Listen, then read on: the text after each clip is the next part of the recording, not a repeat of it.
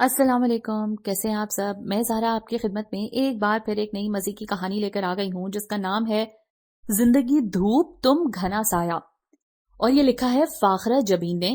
یہ آیا تھا کرن ڈائجسٹ میں فیبرری 1999 میں۔ اچھا، اسی نام کا ایک اور ناول اس چینل پر پہلے بھی ہم نے پڑھا ہے، میں نے ہی پڑھا تھا بلکہ وہ بھی جیسا مجھے یاد آ رہا ہے 1 سال تقریباً ہو گیا ہے، لیکن اس کی رائٹر بالکل چینج تھی، نام بالکل سیم ہے لیکن رائٹر چینج تھی اور کہانی بھی ظاہر ہے کہ چینج ہی ہوگی، اور بہت مزے کی کہانی ہے۔ سو چلتے ہیں کہانی کی طرف۔ نہ جانے کہاں اور کس طرح پاؤں پھسلا تھا کہ وہ منہ کے بل کیچڑ میں جا گری تھی۔ اس نے بمشکل خود کو چیخنے سے باز رکھا تھا۔ ہاتھوں پر زور دے کر اٹھتے ہوئے اس نے پیچھے مڑ کر دیکھنا چاہا۔ دھواں دار بارش کا پانی لمحوں میں اس کی آنکھوں میں بھر گیا تھا۔ ہر چیز جیسے پانی اور تاریکی کی اوٹ میں گم ہو گئی تھی۔ مٹی سے لتھڑے ہاتھوں سے اس نے دوپٹہ سنبھالا اور خود کو سمیٹتے ہوئے پھر سے اٹھ کھڑی ہوئی۔ چپل ٹوٹ کر نہ جانے کہاں گر گئی تھی، اس نے ڈھونڈنے کی زحمت بھی نہ کی۔ دوسری چپل سے بھی پاؤں آزاد کروا کر اس نے بازو سے تر چہرہ صاف کیا۔ نہ جانے بارش کا پانی تھا یا خود اس کی آنکھوں سے بہنے والے آنسو۔ یا اللہ، کیا کروں، کہاں جاؤں؟ روتے روتے اس کی ہچکی بند گئی تھی۔ مکئی کی یہ فصل وقتی سہارا ثابت ہوئی تھی۔ پاس ہی کہیں ہلکا سا کھٹکا ہوا تھا، وہ سرتا پا لرز گئی۔ بے انتہا برستی بارش، انتہائی سرد اور تاریک رات، اس پر ان درندوں کا خوف، اور جو کچھ ابھی ابھی ہوا تھا، یہ سب اس کے ہوش چھین لینے کے لیے کافی تھا۔ مگر پھر بھی نہ جانے کون سی قوت اسے بھگائے جا رہی تھی۔ شاید ماں جی کے لبوں سے نکلنے والی وہ درد بھری آخری آواز جو ابھی بھی ہوا کے دوش پہ لہراتی اس کی سماعتوں سے ٹکرا رہی تھی۔ زحا، بھاگ جاؤ، چندا بھاگ جاؤ، اور وہ گرتی پڑتی ایک مرتبہ پھر بھاگ نکلی تھی۔ دل جیسے سینہ توڑ کر باہر نکلنے کو بےتاب تھا۔ سانسیں ایک دوسرے سے الجھ رہی تھیں۔ ایک بڑے درخت کا سہارا لے کر اس نے خود کو گرنے سے بچایا۔ بند ہوتی آنکھوں کو کھول کر اس نے پلٹ کر دیکھا۔ کتنے ہی سائے ابھی بھی اس کے تعاقب میں تھے۔ یخ بستہ ہوا کا جھونکا اسے واپس حواسوں میں لے آیا۔ نزدیک ہی کہیں ریل کی سیٹی کی آواز ابھری تھی۔ وہ بغیر سوچے سمجھے اس کی طرف بھاگی تھی۔ ٹرین کے ڈبوں میں جلتی زرد روشنیوں کو جیسے اسی کا انتظار تھا۔ وہ پوری قوت سے آہستہ آہستہ رواں ہوتی ٹرین پر سوار ہوئی تھی۔ تڑ تڑ عقب میں گولیوں کی آواز نے پورے پلیٹ فارم کو ہلا کر رکھ دیا تھا۔ اس نے بند ہوتی آنکھوں کے ساتھ ادھر ادھر سہارا ڈھونڈنے کی ناکام کوشش کی، اور اگلے ہی پل وہ بے دم ہو کر سیٹ پہ بیٹھے کسی وجود کے قدموں میں ڈھیر ہو چکی تھی، جبکہ ریل کی چھک چھک میں لمحہ بلمحہ تیزی آتی جا رہی تھی۔ میں کہاں ہوں؟ چھت سے لٹکتے میلے سے پنکھے اور پلستر اکھڑی دیواروں کو دیکھ کر اس کے ذہن میں پہلا سوال یہی ابھرا تھا۔ اٹھنے کی بے اختیار کوشش میں وہ کراہ کر رہ گئی تھی۔ جسم کا ایک ایک جوڑ پھوڑے کی مانند دکھ رہا تھا۔ دروازہ کھلنے کی آواز پر اس نے قدرے گھبرا کر اس طرف دیکھا۔ ایک بزرگ خاتون اندر داخل ہو رہی تھی۔ اسے ہوش میں دیکھ کر فوراً اس کی طرف بڑھی۔ خدا کا شکر ہے تمہیں ہوش تو آیا، میں تو سچ مچ پریشان ہو گئی تھی۔ وہ گلاس میں پانی انڈیلتے ہوئے بولی۔ اچھا یہ لو، ذرا سا پانی پیو، پھر تمہارے لیے کچھ کھانے کو لاتی ہوں۔ انہوں نے اسے سہارا دے کر اٹھایا اور پانی کا گلاس لبوں سے لگا دیا۔ چند گھونٹ پی کر اس نے گلاس ہٹا دیا۔ میرا خیال ہے میں تمہارے لیے دودھ کا گلاس لاتی ہوں۔ انہوں نے پھر باہر جانا چاہا تو وہ فوراً بول اٹھی، نہیں پلیز، ابھی کچھ نہیں چاہیے۔ وہ خاتون جاتے جاتے رک گئیں۔ پہلے مجھے یہ تو بتائیں کہ آپ کون ہیں، میں یہاں کیسے؟ وہ الجھے الجھے انداز میں بول رہی تھی۔ یہ تو میں بعد میں بتاؤں گی بیٹی، پہلے تم اپنے بارے میں کہو۔ سچی بات ہے میں تو سخت پریشان ہوں، تمہیں یہاں لے تو آئی ہوں پر ذاتی طور پر کسی مصیبت میں نہ پھنس جاؤں۔ وہ خاتون اس کے سامنے بیٹھتے ہوئے بولی، میری تو سمجھ میں نہیں آیا، آخر اتنے اجاڑ ویران پلیٹ فارم پر تم کیا کر رہی تھیں؟ ارے وہاں سے تو نہ کوئی مسافر اترا نہ چڑھا۔ ادھر ٹرین روانہ ہونے لگی، ادھر گولیوں کی تڑتڑاہٹ گونجی، اور تم سیدھی مجھ پہ آگے نہیں۔ لوگوں نے تو بہیترا کہا گولیاں چل رہی ہیں اس لڑکی کے پیچھے، نہ جانے کیا چکر ہے۔ اماں تم مصیبت میں پڑ جاؤ گی، پر میرا دل نہیں مانا جوان جہان لڑکی کو ٹرین میں چھوڑنے کے لیے، اسی لیے تجھے یہاں لے آئی۔ وہ خاتون خاصی رحم دل لگ رہی تھی۔ ویسے ابھی میں نے بیگم صاحبہ سے کچھ نہیں کہا، اگر انہیں خبر ہو گئی تو پل بھر میں مجھے باہر نکلوا دیں گی۔ اب تم اپنی کہو، کہاں کی رہنے والی ہو، کیا نام ہے، اور ان حالوں تک کیسے پہنچی؟ وہ خاتون جلد از جلد اس کے بارے میں جان لینا چاہتی تھی، جبکہ وہ بت بنی انہیں دیکھے جا رہی تھی۔ گولیاں، پلیٹ فارم، شعور پہ جمی برف یکلختی چٹک گئی تھی۔ ہاں، وہ دھواں دار بارش میں کھیتوں اور پگ ڈنڈیوں پر اندھا دھند بھاگ رہی تھی، مگر کیوں؟ اس کا ذہن ایک سیکنڈ میں سارا ماضی اس کی آنکھوں کے سامنے لے آیا تھا۔ وہ حویلی سے بھاگی تھی اور حویلی میں ماں جی بابا جان وہ سرتا پا لرز گئی تھی. ارے کاش یہ کوئی خواب ہو، کوئی بھیانک سپنا میری آنکھ کھلے. اور اس نے زور سے آنکھیں میچ کر دوبارہ کھولی، مگر نہیں، کوئی منظر نہیں بدلا تھا. وہ بزرگ خاتون ابھی بھی اس پر نظریں جمائے اس کی کہانی سننے کی منتظر تھی. اس نے کچھ کہنا چاہا، کوئی بین، کوئی آہو پکار، مگر اس کا دل اندر ہی اندر ڈوبتا چلا گیا اور اس کا پورا وجود کسی گلیشیئر تلے دبتا چلا گیا. بیگم صاحبہ، یہ ہے میری بھتیجی زحا. اماں زینب کی آواز پر مسز ہاشمی نے ریسیور اٹھاتے ہوئے پلٹ کر سرسری سی نگاہ اس پر ڈالی تھی، مگر پھر جیسے آنکھ جھپکنا بھول گئی تھی. ملکوتی حسن کسے کہتے ہیں یہ انہیں ابھی ابھی معلوم ہوا تھا. وہ لڑکی سارا ہاشمی کے سوٹ میں ملبوس تھی جو کچھ دیر پہلے اماں زینب سارا سے لے کر گئی تھی کہ ان کی بھتیجی کے پاس ڈھنگ کا جوڑا نہیں ہے. سیاہ اور سرخ پرنٹڈ سوٹ میں اس لڑکی کی سنہری رنگت دمک رہی تھی. ستواں ناک میں لونگ جگمگا رہی تھی. سنہری بالوں کی لٹیں اس کے سبھی چہرے کو چھو رہی تھی. نازک ہاتھ صوفے کی پشت پر جمے ہوئے تھے. بیگم ہاشمی ریسیور کریڈل پر رکھ کر پوری طرح اس کی طرف متوجہ ہو گئی تھی. کیا نام بتایا تم نے؟ زحا. اماں زینب جھوٹ بول رہی تھی.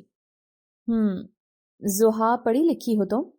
بیگم صاحبہ کے پوچھنے پر زحا گھبرا کر اماں زینب کو دیکھنے لگی. ہاں بیگم صاحبہ، 10ویں پاس ہے. اماں زینب کے کہنے پر بیگم صاحبہ نے ناگواری سے اسے دیکھا. میں زحا سے پوچھ رہی ہوں. زحا نے ذرا نظریں اٹھا کر انہیں دیکھا. سنہری آنکھوں میں حزن و ملال کا رنگ نمایاں تھا. جی میں نے میٹرک کیا ہے، وہ بہت سلجھے ہوئے انداز میں بولی تھی. ٹھیک ہے، آج کل ویسے بھی کام بہت بڑھ گیا ہے. سارا کی شادی کی ڈیٹ فکس ہونے والی ہے نا، اس لیے تم اماں کے ساتھ کوارٹر میں ہی چارپائی ڈلوا لو. باقی سارا نے جو کام تم سے لینا ہوگا وہ بتا دے گی. شکریہ بیگم صاحبہ. اماں زینب نے اسے چلنے کا اشارہ کیا تو وہ واپس پلٹ گئی. اس کے لب و لہجے اور چال ڈھال میں ایک روب اور تمکنت نمایاں تھی. اماں زینب، وہ بے اختیار پکار اٹھیں. جی بیگم صاحبہ. اماں رک گئی تھیں جبکہ زحا اپنے ہی خیال میں گم دروازے سے باہر جا چکی تھی. کیا واقعی یہ تمہاری بھتیجی ہے؟ جی بیگم صاحبہ. اماں نے قدرے حیرت سے انہیں دیکھا تھا. اچھا ٹھیک ہے، تم جاؤ. بیگم ہاشمی دوبارہ فون کی طرف متوجہ ہو گئیں تو اماں زینب واپس ہو گئیں. خدا نے حسن تو دل کھول کر دیا ہے، مگر مقام اور حیثیت.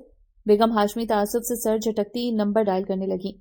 نہ جانے کتنے دن ہو گئے تھے اسے حویلی سے نکلے ہوئے، چند دن یا شاید اس سے بھی زیادہ، پر اسے تو لگتا تھا وہ صدیوں پہلے اپنے گھونسلے سے نکلی تھی اور تب سے اب تک تیز دھوپ کی زد میں تھی. کیا یہ دھوپ، یہ بے صاحبانی ہمیشہ کے لیے میرا مقدر بن گئی ہے؟ وہ گھبرا کر اٹھ بیٹھی. نہیں، مجھے کچھ کرنا چاہیے. لیکن کیا؟ اس نے الجھ کر کمبل اتار کر ایک طرف پھینک دیا. کیا کر سکتی ہوں میں؟ کس سے کہوں؟ کس سے مدد مانگوں؟ بے بسی کا شدید احساس کوڑے کی طرح اس کے دل پر برسنے لگا. اور یہ اماں زینب؟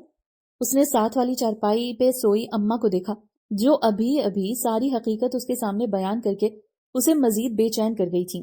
ارے بیٹی، میں تو کہتی ہوں چپ چاپ اسی در پر پڑی رہو. پولیس کی مدد لے بھی لو تو کیا ہوگا؟ وہ صاحب حیثیت لوگ ہیں، پروں پہ پانی نہیں پڑنے دیں گے. الٹا پولیس تجھے دارالامان بھجوا دے گی. یہ بڑی بڑی تصویریں آئیں گی اخباروں میں اور سارے زمانے میں رسوا ہو کر رہ جائے گی. تو کیا زحا یہاں رہے گی؟ اس نے ارد گرد گھوم کر اس چھوٹے سے کمرے کو دیکھا جہاں 2 چارپائیوں کے بعد ایک میز رکھنے کی گنجائش بھی نہ رہی تھی. اور اس کوٹھی کی ملازمہ بن کر؟ اس کی آنکھوں میں سمندر جاگنے لگا. مالکوں کی اترن پہن کر سارا کا لباس جسم پر چبھنے لگا تھا. ہائے رے وقت، یہ کیا کھیل کھیلا ہے تو نے؟ اس نے آنسوؤں کو کھل کر برسنے دیا. کمرے میں دم گھٹنے لگا تو وہ دھیرے سے دروازہ کھل کر باہر صحن میں آ گئی. چھوٹا سا صحن چاندنی میں ڈوبا ہوا تھا. سرد ہوا کا جھونکا ایک دم بدن سے ٹکرایا تو وہ کپ کپا سی گئی. چندا، سویٹر نہیں پہننا تو شال ہی اوڑھ لو. ماں جی کی آواز نزدیک ہی کہیں ابھری تھی. وہ چونک کر آس پاس دیکھنے لگی مگر کچھ بھی تو نہیں تھا وہاں، اور ہو بھی کیسے سکتا تھا؟ سب کچھ تو وہ یہاں سے دور، بہت دور، حویلی کی بلند دیواروں کے پیچھے چھوڑ آئی تھی. وہ صحن کی دیوار سے ٹیک لگا کر بیٹھ گئی. آسمان ستاروں سے بھرا ہوا تھا اور 14ویں کا چاند بڑی شان سے رات کے سیاہ سینے پر چمک رہا تھا. وہ ایک بار پھر حویلی کی چھت پر جا پہنچی. بابا، چاند کتنا خوبصورت ہے. وہ بابا کا ہاتھ پکڑ کر انہیں چاند کی طرف متوجہ کرتی. ہاں، پر ہمارا چاند اس سے بھی زیادہ خوبصورت ہے، بابا اسے سینے سے لگا کر کہتے. وہ بیٹھے بیٹھے چونک گئی. چاند تو اپنے مقام پر موجود ہے، مگر میں، بابا کا وہ شفقت بھرا لمس وہ ٹھنڈے فرش پر بیٹھی گھٹنوں میں منہ دے کر سسکنے لگی. نہ جانے کتنی دیر تک. پھر دھیرے دھیرے شبنم اسے دلاسا دینے صحن میں اترنے لگی. صبح وہ اماں زینب کے ساتھ ہی کوٹھی جانے کے لیے اٹھ گئی تھی. زحا بیٹی کچھ دیر اور آرام کر لو، کوئی کام ہوا تو میں خود تمہیں بلا لوں گی. اماں اس کی سرخ آنکھیں دیکھ کر اپنائیت سے بولی. نہیں اماں، بیٹھی رہی تو شاید سوچ سوچ کر دماغ پھٹ جائے گا، میں آپ کے ساتھ ہی چلتی ہوں. ستے ہوئے چہرے کے ساتھ وہ اماں کے ساتھ جانے کو تیار کھڑی تھی. بالوں کی لٹوں کو یوں ہی کھینچ کھینچ کر کانوں کے پیچھے اڑس لیا تھا. اماں کو اس پر ترس آ گیا. اچھا چل. پھر وہ ان کے ساتھ کوٹھی میں آ گئی. ابھی تک تو یہاں کے مکین اپنے بیڈ روم سے نہیں نکلے تھے. اماں کچن میں آ کر اپنے روز مرہ کے کام نپٹانے لگی اور وہ یوں ہی ایک طرف بیٹھی ان کے چلتے ہاتھوں کو دیکھتی رہی. تھوڑی دیر بعد اماں نے 2 ٹوسٹ پلیٹ میں رکھ کر جام کے ساتھ اس کی طرف بڑھا دیے. یہ لو تم کھاؤ، میں اتنی دیر میں چائے بناتی ہوں. اس نے پلیٹ اپنی طرف کھسکائی. یہ سیب تم نے نہار منہ کھانا ہے اور اس کے بعد دودھ کا گلاس پینا ہے. خبردار اگر صبح صبح چائے کی طرف دیکھا تو. ماں جی کی پیار بھری ڈانٹ ذہن میں ابھری تو نوالا حلق میں پھنسنے لگا. اماں چائے مت بنائیے گا، میں نہیں پیتی. اس نے پلیٹ واپس اماں کی طرف بڑھا دی. میں جانتی ہوں بیٹی تیری بھوک پیاس سب ختم ہو گئی، پر زندہ رہنے کے لیے اس پیٹ میں ایندھن بھرنا پڑتا ہے. اماں آملیٹ تیار کرتے کرتے اس کی دلجوئی کرنے لگی تھیں. اماں آ گئی آپ؟ زحا نے سر اٹھا کر دیکھا. یہ غالباً سارا تھی. شولڈر کٹ بالوں کو بینڈ میں جکڑتی وہ کچن میں آئی تھی. اس پر نظر پڑتے ہی وہ ٹھٹک گئی. اچھا تو تم ہو زحا؟ اس نے سر تپا اسے دیکھا. ماما نے ذکر کیا تھا تمہارا. زحا جواب میں صرف ہلکا سا مسکرا سکی تھی. یہ سارا بی بی ہیں. اماں نے فوراً تعارف کرایا. ویسے اماں اچھا کیا آپ اسے یہاں لے آئیں، آپ کی مدد کروا دیا کرے گی. ویسے بھی اب آپ میں وہ دم خم رہا نہیں. سارا شرارتی لہجے میں اماں سے کہہ رہی تھی. ارے بی بی 3ری جماعت میں پڑھتی تھی تم جب میں یہاں آئی تھی، اور اب ماشاءاللہ تم اپنے گھر کی ہونے والی ہو. عمر کے ساتھ دم خم بھی جاتا رہتا ہے. اماں نے بڑی مہارت سے آملیٹ پلٹتے ہوئے جواب دیا تو سارا بھی مسکرا دی. ارے ہاں، میں تو آپ سے یہ کہنے آئی تھی کہ عائشہ آ رہی ہے، ناشتہ یہیں کرے گی، کچھ اہتمام کر لیجیے گا. سارا اپنے اصل موضوع کی طرف آئی. ٹھیک ہے بی بی، ہو جائے گا. زحا ذرا فریج سے آلو تو نکال دو، اماں نے مصروف سے انداز میں کہا. زحا فریج سے آلو نکالنے لگی تھی، جبکہ واپس جاتی سارا کی نظریں بلا ارادہ ہی اس کے گھٹنوں کو چھوتی ہی چٹیاں پر ٹک گئی تھی. واو امیزنگ. سارا کے منہ سے بے اختیار نکلا تو زحا چونک کر اسے دیکھنے لگی. جواباً سارا مسکراتی ہوئی باہر نکل گئی. اماں میں کچھ مدد کرواؤں؟ اماں زینب نے ایک نظر اس کے نرم ملائم ہاتھوں پر ڈالی. پہلے اسے منع کرنا چاہا، پھر نہ جانے کیا سوچ کر چھری اس کی طرف بڑھا دی. ہاں یہ آلو کاٹ دو. زحا نے گہری سانس لیتے ہوئے چھری اماں سے لے لی تھی. خیالات کے آکٹوپس سے خود کو چھڑاتے ہوئے وہ جیسے حقیقت کا سامنا کرنے کے لیے خود کو تیار کرنے لگی تھی. ہاشمی صاحب، ان کی بیگم اور سارا تینوں لاؤنج میں تھے. ٹی وی چل رہا تھا، ساتھ ساتھ وہ آپس میں ادھر ادھر کی خبروں پہ تبصرہ بھی کر رہے تھے. اماں زینب ڈنر تیار کرنے کے بعد سلاد بنا رہی تھیں. زحا کی نظریں بار بار پھسل کر کوریڈور میں رکھے فون پر جا ٹکتی تھیں. ہو سکتا ہے فون کے دوسری طرف ابا ہوں، کیا معلوم ماں جی فون سن لیں. ہر لمحہ ایک امید اس کے دل میں جاگتی اور اس بے قراری میں اضافہ کر جاتی. کوشش کر لو زحا، کوئی معجزہ بھی تو ہو سکتا ہے. دل سے اٹھتی آواز نے اس کے ارادے کو مزید تقویت دی تھی. اماں. اس کے اچانک بول اٹھنے پر اماں نے چونک کر اسے دیکھا. اماں میں ایک فون کر لوں؟ مسز ہاشمی ناراض تو نہیں ہوں گی؟ اس کی آواز میں ہلکی سی کپ کپاہٹ تھی، جبکہ چہرہ سرخ ہوتا جا رہا تھا. ہو سکتا ہے بلا اجازت فون کرنے پر ناراض ہو جائیں، مگر بیٹی تم. اماں نے الجھن بھری نظروں سے اسے دیکھا. اماں کچھ نہیں ہوگا، اگر کسی نے ڈانٹا تو میں خاموشی سے سن لوں گی، بس ایک بار دیکھوں تو صحیح، ہو سکتا ہے کہ. اماں زینب اس کی آنکھوں میں امید کے دیپ روشن ہوتے دیکھ رہی تھی، سو اسے منع نہ کر سکی. احتیاط سے ادھر ادھر دیکھتے ہوئے اس نے کپ کپاتے ہاتھوں سے نمبر ڈائل کیا تھا. دوسری طرف جاتی گھنٹی کی آواز کے ساتھ اس کی سانسوں کی رفتار بھی تیز ہوتی جا رہی تھی. ڈائننگ روم کے دائیں کونے میں پڑا فون مسلسل بج رہا ہے. اب کوئی اس بڑے سے صوفے کے پیچھے سے ہو کے آ رہا ہوگا اور ابھی کوئی فون اٹھائے گا. حویلی کے ڈرائنگ روم کا وہ کونا اس کی نظروں کے سامنے گھوم رہا تھا. ہیلو. کوئی مردانہ آواز ایئر پیس پر ابھری تھی. Hello hello. چند لمحوں میں ہی زحا اس کی آواز کو پہچان گئی تھی. یہ حویلی کا ملازم تھا اکرم. آغا رحمان حسن سے بات کرواؤ. اس نے تھوک نکلتے ہوئے بمشکل آواز نکالی. دوسری طرف مکمل خاموشی چھا گئی تھی. ان کی بیگم صاحبہ. زحا بےتاب ہو کر فوراً بول اٹھی. جی وہ دونوں تو. پھر خاموشی. کیا وہ دونوں؟ زحا غصے سے چلائی تھی. جی ان دونوں کا انتقال ہو گیا ہے. مگر آپ کون؟ ٹھک کی آواز کے ساتھ وہ ریسیور رکھ چکی تھی. الفاظ اس کی سماعتوں سے نہیں ٹکرائے تھے. یہ تو کوئی سنسناتے ہوئے تیر تھے جو سیدھے اس کے دل پہ آ لگے تھے. اماں نے کچن کی کھڑکی سے جھانکا. اس کا چہرہ خطرناک حد تک زرد ہو رہا تھا. نچلا ہونٹ دانتوں تلے دبائے وہ خود پہ ضبط کرتی زمین پر جھکی جا رہی تھی. اماں تیز رفتاری سے اس کی طرف لپکی تھی. زحا زحا اٹھو بیٹی.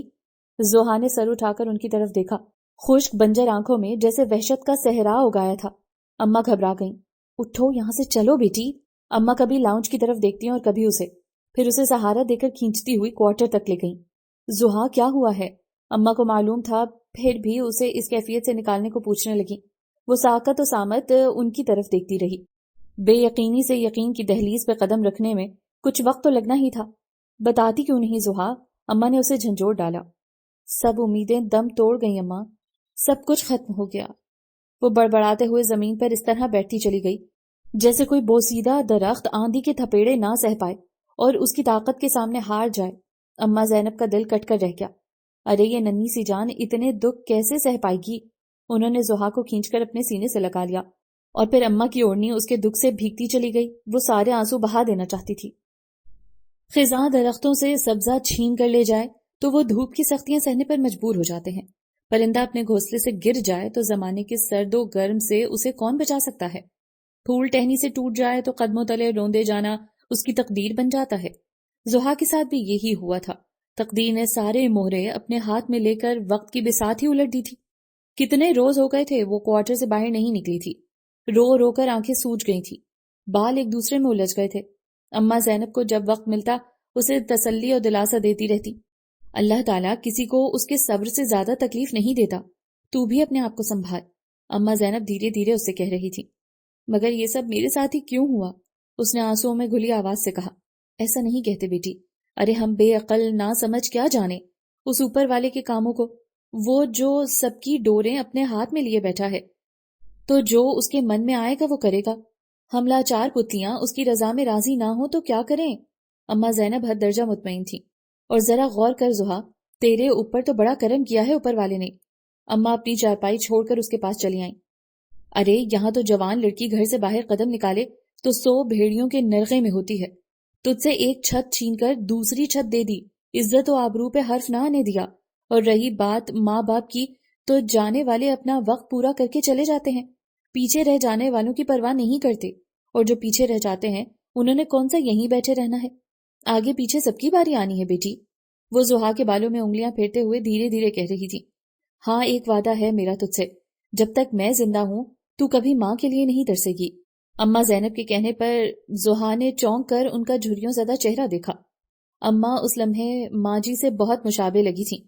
اس نے بے اختیار ان کا ہاتھ تھام کر لبوں سے لگا لیا تو اماں زینب کی آنکھیں بھر آئیں، جسے چھپانے کے لیے وہ فوراً اٹھ کھڑی ہوئیں. اچھا چل اب سو جا، صبح تمہیں میرے ساتھ کوٹھی میں جانا ہے. بیگم صاحبہ سے تمہاری بیماری کا بہانہ کر کر کے تنگ آ گئی ہوں میں. وہ چارپائی پر لیٹتے ہوئے کہہ رہی تھی. جو تم کہہ رہی ہو اماں وہ بھی ٹھیک ہے. وہ چھت پہ نظریں جمائے سوچ رہی تھی. لیکن اس کا دل ایک بار پھر سے سکنے لگا. وہ جھوٹے برتن جمع کر کے سنک میں رکھ رہی تھی جب اماں آئیں. کیا کرنے لگی ہو؟ برتن دھو رہی ہوں، اس نے سپاٹ لہجے میں کہا. اچھا چھوڑ اسے، میں خود دھو لوں گی. انہوں نے آگے بڑھ کر اسے ہٹانا چاہا. تم نے تو کبھی چھوا بھی نہیں ہوگا جھوٹے برتنوں کو. ہاں لیکن اب تو شاید. اس نے بات ادھوری چھوڑ دی. لہجہ سارے جہاں کی ناراضگی لیے ہوئے تھا. ارے ادھر آؤ تم. اماں نے اسے بازو سے پکڑ کر پیچھے ہٹایا. تم وہ کام کرو جو میں تمہیں کہنے آئی ہوں. نذیرہ نے اوپر سیڑھیوں کے ساتھ والے 2 کمرے صاف کر دیے ہوں گے. تم جا کر اچھی طرح دیکھ لو، کہیں ذرا سی گرد بھی نظر آ گئی تو دونوں شور مچانے لگیں گے. اماں خود برتن دھونے لگی تھی. کون اماں؟ زہیب اور منیب آ رہے ہیں نا واپس، اماں نے مصروف سے انداز میں بتایا. زہیب اور منیب؟ اس نے استفسانہ انداز میں اماں کو دیکھا. ارے یہ اپنی سارا بی بی کے بھائی ہیں دونوں، اپنے بچے ہیں. دوست کی شادی پر اسلام آباد گئے تھے، کہہ گئے تھے 1 ہفتے کا، لگا دیا پورا مہینہ. آج رات شاید واپس آ جائیں. لیکن تمہیں فکر مند ہونے کی ضرورت نہیں. اماں اس کا متفکرانہ چہرہ دیکھ کر بولی تھی. بہت اچھے سلجھے ہوئے ہیں دونوں. ہاں چھوٹا زہیب ذرا شرارتی ہے، نچلا بیٹھنا تو اس کی فطرت میں ہے ہی نہیں. دونوں آئیں گے تو دیکھنا ساری کوٹھی میں رونق ہو جائے گی. اماں کے چہرے پہ خوشی کا تاثر نمایاں تھا. اچھا پھر میں دیکھتی ہوں کمرے. وہ گہری سانس لے کر اوپر چلی آئی تھی. کمرے میں داخل ہوتے ہی سب سے پہلی نظر سامنے دیوار پر آویزاں تصویر پر پڑی تھی. خاصی جاندار مسکراہٹ تھی اس شخص کے چہرے پر. نذیرہ کمرے میں ڈسٹنگ کر رہی تھی. وہ یوں ہی چلتی بک ریک کے پاس آ گئی. انگریزی اور اردو زبان کا بہترین ادب یہاں موجود تھا. اس نے کتاب اندر سے نکالی. سیاہ جلد پر گرد کافی نمایاں تھی. نذیرہ یہاں سے کتابیں نکال کر اچھی طرح جھاڑ دو۔ نذیرہ کو ہدایت دے کر اس نے کھڑے کھڑے کتاب کھولی تھی۔ ارے زحا، سارا کی آواز پر اس نے گھبرا کر کتاب رکھ دی۔ اچھا ہوا تم یہاں موجود ہو، نذیرہ کے ساتھ مل کر اچھی طرح دونوں کمرے صاف کروا لو، پھر ذرا میرے کمرے میں آنا، کچھ کپڑے پریس کرنے ہیں۔ سارا نے کہا تو اس نے اس بات میں سر ہلا دیا۔ دوسرے کمرے میں بھی فریم شدہ تصویر دیوار پہ آویزاں تھی۔ یہ یقیناً زہیب ہوگا، اس نے تصویر دیکھ کر سوچا۔ چہرے پہ قدرے معصومیت، گٹار پکڑے وہ خاصے سٹائل سے کھڑا تھا۔ اس کمرے میں اتنی چھوٹی چھوٹی چیزیں موجود تھیں کہ وہ جھنجھلا کر رہ گئی۔ یہ زہیب کون سی کلاس میں پڑھتا ہے؟ اس نے نذیرہ سے پوچھا۔ 12ویں جماعت میں ہے جی، نذیرہ مختصراً جواب دے کر اپنے کام میں مصروف ہو گئی۔ لگتا تو ایسے ہے جیسے نرسری پریپ میں ہو۔ اس نے دیواروں سے لٹکتے چھوٹے چھوٹے بھالو، سائڈ ٹیبل پر ڈگڈگی بجاتے بندر دیکھ کر سوچا۔ کام ختم کر کے دونوں کمرے بند کروا کر وہ سارا کے کمرے میں چلی آئی تھی، جہاں وہ ڈھیروں کپڑے پھیلائے اس کی منتظر بیٹھی تھی۔ سارا کچن میں ہے۔ زہیب نے سارا کا دوپٹہ کچن کے دروازے پہ لہراتا دیکھا تھا۔ یہ پکڑیں ذرا۔ اس نے ہاتھ میں پکڑا سامان منیب کے ہاتھ میں تھمایا اور خود دبے پاؤں کچن میں داخل ہو گیا۔ منیب نے مسکراتے ہوئے سارا سامان ڈرائنگ روم کے صوفے پہ رکھ دیا تھا۔ ہاؤ! کچن سے زہیب کی زوردار آواز سنائی دی تھی۔ اس کے ساتھ ہی ایک زوردار نسوانی چیخ گونجی اور چھناکے کی آواز کے ساتھ کوئی چیز فرش پہ گری تھی۔ منیب جانتا تھا اب سارا اور زہیب کے درمیان عظیم الشان جنگ و جدل کا آغاز ہو جائے گا، اس لیے وہ فوراً ہی بچ بچاؤ کروانے کچن کی طرف بڑھا تھا۔ مگر یہاں کا منظر خاصا حیران کن تھا۔ وہ جو کوئی بھی تھی دیوار کے ساتھ لگی تھر تھر کانپ رہی تھی۔ فرش پر یہاں سے وہاں تک کانچ کے ٹکڑے بکھرے ہوئے تھے اور زہیب قدرے فاصلے پر کھڑا شرمندگی سے وضاحت کر رہا تھا۔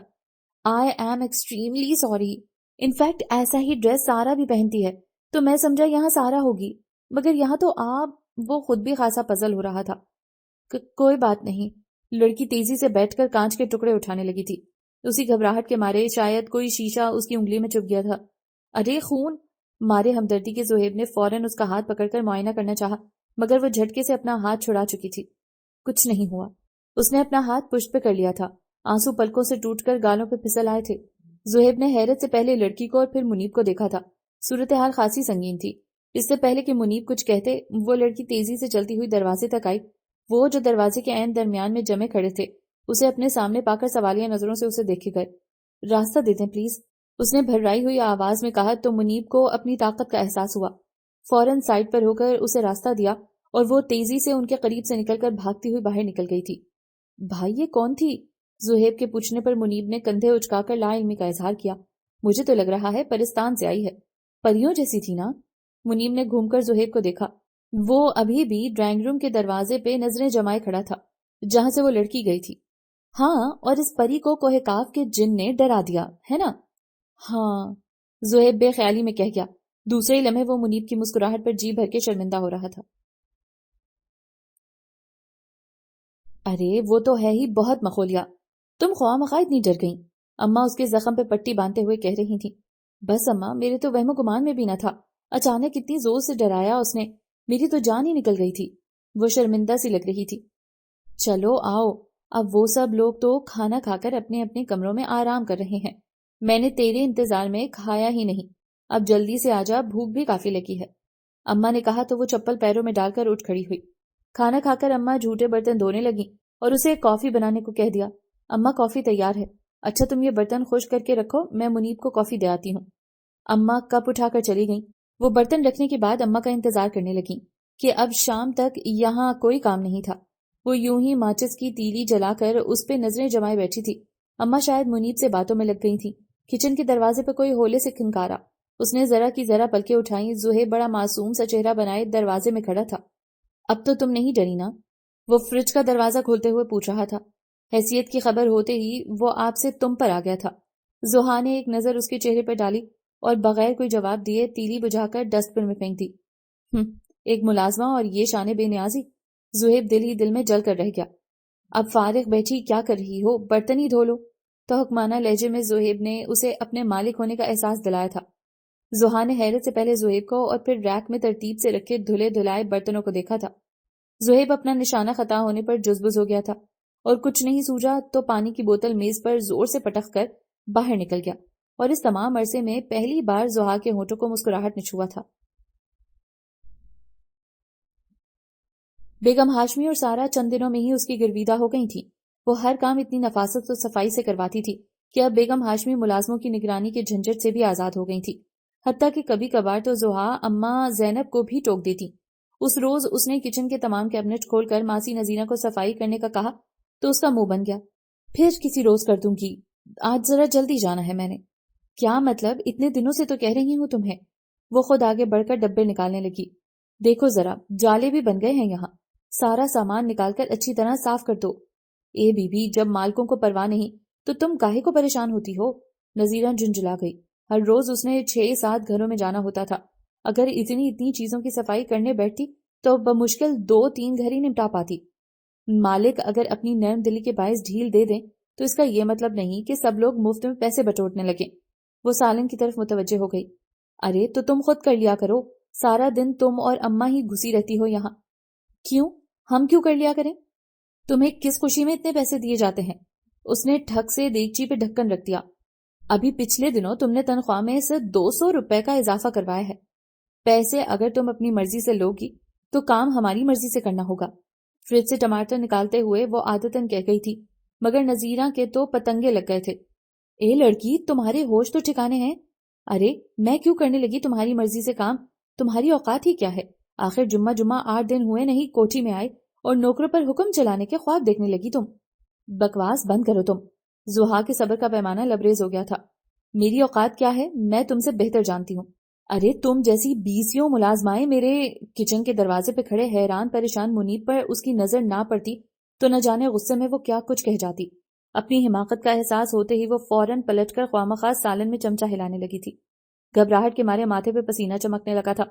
یہ کیا کہنے جا رہی تھی میں؟ اس نے خود کو ڈانٹا۔ چند لمحے وہ یوں ہی کھڑی رہی، پھر ڈرتے ڈرتے پلٹ کر دیکھا۔ منیب کے ساتھ ساتھ ماسی نذیرہ بھی کچن سے جا چکی تھی۔ وہ گہری سانس لے کر ماتھے سے پسینہ صاف کرنے لگی تھی۔ تمہاری اوقات ہی کیا ہے آخر؟ ماسی نذیرہ کا جملہ ابھی تک اس کے دل میں چبھ رہا تھا۔ اس کی جرت کیسی ہوئی یہ کہنے کی؟ وہ مٹھیاں بھینچ کر اٹھ بیٹھی۔ میں نے اس کا منہ کیوں نہیں توڑ دیا اس لمحے؟ وہ چھوٹے سے کمرے میں چکرانے لگی۔ ارے زحا بی بی، کس بلبوتے پر تم اس کا منہ توڑ دیتی؟ کیا رہا ہے تمہارے پاس؟ تمہارا روب و دبدبا، تمہاری شان اس حویلی کی دیواروں کے پیچھے ہی رہ گئی۔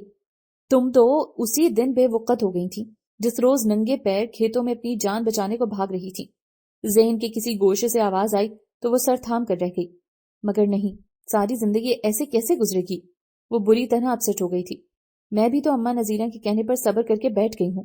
اس نے ایک نظر اماں پر ڈالی جو گہری نیند کے مزے لوٹ رہی تھی۔ مجھے کچھ نہ کچھ کرنا چاہیے، مگر کیا؟ وہ خود سے الجھتی باہر صحن میں آ کر ٹہلنے لگی۔ کوئی تو ایسا ہو جو میری مدد کر سکے۔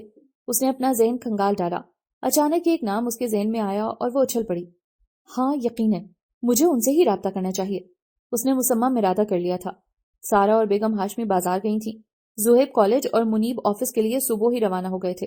اماں زینب سارا کے کمرے میں کچھ کام کر رہی تھیں۔ وہ سب کی طرف سے مطمئن ہو کر فون تک آئی اور نمبر ملانے لگی۔ دوسری بیل پر ہی کسی نے فون اٹھا لیا۔ وہ بڑے دھیان سے آواز پہچاننے کی کوشش کرنے لگی۔ ہیلو کریم بابا، یہ تم ہو؟ وہ ان کی بوڑھی آواز پہچان گئی تھی۔ ہاں مگر آپ؟ میں بول رہی ہوں بابا، زحا۔ اس نے فوراً اپنا تعارف کروایا۔ زحا بیٹی، تم کہاں ہو؟ تم ٹھیک تو ہو نا؟ کریم بابا کی بےتاب آواز آنسوؤں میں بھیگنے لگی۔ ہاں بابا میں ٹھیک ہوں۔ اس کا گلا رند گیا۔ زحا بیٹی، کس کا فون ہے؟ کریم بابا اسے نہ جانے کیا کہنا چاہ رہے تھے کہ ان کے پیچھے سے کوئی کرخت سی آواز ابری تھی۔ ساتھ ہی غالباً کسی نے ریسیور ان سے چھین لیا تھا۔ زحا نے گھبرا کر فوراً کریڈل دبا دیا۔ یہ یقیناً انہی میں سے کوئی تھا۔ پریشانی کے عالم میں اس نے ریسیور رکھ دیا۔ جس کام کے لیے اس نے فون کیا تھا وہ تو کریم بابا کو بتا ہی نہ سکی تھی، الٹا مزید الجھن میں اضافہ ہی ہوا تھا۔ مجھے کسی اور وقت فون کرنا چاہیے تھا، صبح سویرے یا شام کو، اس وقت تو وہاں صرف ملازم ہی ہونے چاہیے۔ وہ دل ہی دل میں پلان بنانے لگی۔ یار صرف 5 منٹ اور لوں گا، میں نے بوریت کی انتہا پر پہنچ کر تمہیں فون کیا تھا، اب ذرا نیچے تو آنے دو نا۔ زہیب فون پر کسی دوست کی جان کھا رہا تھا۔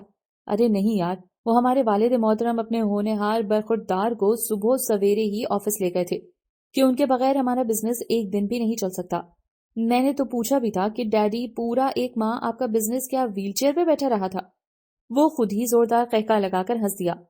اچھا چل رکھ دے، پھر تو واقعی بور کر رہا ہے، جا اپنے مہمانوں کو اٹینڈ کر، میں اپنی آنکھوں کو تراوٹ بخشتا ہوں۔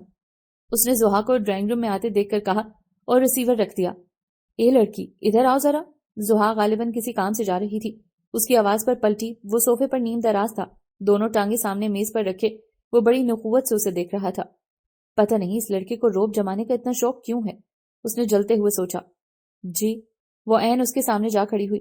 دیکھو لڑکی، تم میرے سامنے مت آیا کرو۔ وہ سیدھا ہو کر بیٹھنے لگا۔ کیوں؟ زحا کافی حیران ہوئی تھی اس کی بات سن کر۔ میرے دل کو کچھ ہونے لگتا ہے۔ وہ دوبارہ صوفے پر لڑک گیا۔ تو ٹھیک ہے، جب میں سامنے آؤں آپ آنکھیں بند کر لیا کریں۔ وہ بڑی سنجیدگی سے جواب دے کر پلٹی تھی۔ اچھا رکو تو صحیح۔ وہ رک گئی تھی۔ یہ بال تمہارے اصلی ہیں؟ وہ بڑی مشکوک نظروں سے اس کی چٹیاں گھور رہا تھا۔ جی ہاں، آپ نے لینے ہیں؟ اس نے بڑی سنجیدگی سے اس کی آنکھوں میں آنکھیں ڈال کر پوچھا۔ زہیب بس پہلو بدل کر رہ گیا تھا۔ ایک ملازمہ اور یہ جرت؟ چائے بنا کر لاؤ میرے لیے۔ وہ اس کے پیچھے دھاڑا تھا۔ اماں زینب بنا رہی ہیں، وہ اطمینان سے کہہ کر سیڑھیاں چڑھتی گئی، جبکہ زہیب غصے سے اس کے نازک سراپے کو گھورتا رہ گیا۔ رات اپنا سیاہ آنچل سمیٹے کسی اور دیس میں جا بسی تھی، اور سورج ایک بار پھر نئی مسافتوں کی فہرست لیے افق پہ نمودار ہو رہا تھا۔ اماں نماز پڑھ کر دوبارہ لیٹ گئی تھی، جبکہ وہ یوں ہی ٹہلتی ہوئی لان میں چلی آئی تھی۔ نرم سبز گھاس پہ شبنم موتیوں کی صورت چمک رہی تھی۔ وہ چپل اتار کر ننگے پاؤں ٹھنڈی گھاس پر چلتی رہی۔ جب ہر طرف ملگجا سا اجالا پھیل گیا تب وہ کوٹھی کے اندرونے حصے میں داخل ہو گئی۔ اس وقت تمام لوگ اپنے اپنے کمروں میں دبکے ہوئے تھے، لہٰذا وہ قدرے اطمینان سے فون تک آئی تھی۔ اس وقت صرف کریم بابا ہی حویلی میں موجود ہو سکتے ہیں، باقی سب تو کھیتوں فارم ہاؤس کی طرف نکلے ہوئے ہوتے ہیں۔ وہ نمبر ملاتے ہوئے سوچ رہی تھی۔ ہیلو، دوسری طرف سے نسوانی آواز سنائی دی۔ یقیناً کوئی ملازمہ تھی۔ کریم بابا سے بات کرواؤ، اس نے قدرے دھیمی آواز میں کہا۔ اچھا جی، ہولڈ کریں۔ وہ بے چینی سے ناخن چبانے لگی تھی۔ ہیلو، کریم بابا کی آواز پر وہ جھٹ سیدھی ہو گئی۔ ہاں کریم بابا، میں بات کر رہی ہوں۔ زحا بیٹی، تم نے کیوں فون کیا ہے؟ وہ ایک دم سرگوشی میں بات کرنے لگا۔ کیا مطلب؟ زحا نے قدرے حیرت سے پوچھا۔ اس کا تو خیال تھا کریم بابا بڑی شدت سے اس کے فون کا انتظار کر رہے ہوں گے۔ بیٹی، اس دن ان لوگوں کو پتہ چل گیا تھا کہ فون تمہارا ہے۔ وہ کتے کی طرح تمہاری بو سونگتے پھر رہے ہیں۔ وہ تمہیں زندہ نہیں چھوڑیں گے۔ بابا کی آواز بھرا گئی تھی۔ میں تو یہ کہتا ہوں بیٹی، اگر سر چھپانے کو کوئی آسرا مل گیا ہے تو بھولے سے بھی واپسی کے راستے پر قدم نہ رکھنا۔ وہ لوگ تمہارا نام و نشان تک مٹا دیں گے، بابا خوفزدہ لہجے میں کہہ رہے تھے، جبکہ زحا پریشان ہو کر رہ گئی تھی۔ بابا ایسے مت کہو، آخر میں کب تک؟ اچانک ہی اسے احساس ہوا کہ وہ خواہ وقت ضائع کر رہی ہے۔ بابا چھوڑو تم ان سب باتوں کو۔ وہ فوراً ہی اپنے اصل مقصد کی طرف آئی۔ میں نے جو کام آپ سے کہنا ہے وہ غور سے سن لیں۔ بابا کے وکیل سید وزیر علی کا فون نمبر بابا کی ڈائری میں لکھا ہوگا، مجھے وہ چاہیے۔ سیاہ رنگ کی ڈائری ہے، بابا کے بیڈ روم میں کسی جگہ ہوگی۔ آپ کسی نہ کسی طرح وہاں سے مجھے ان کا ایڈریس اور فون نمبر معلوم کر کے بتا دیں۔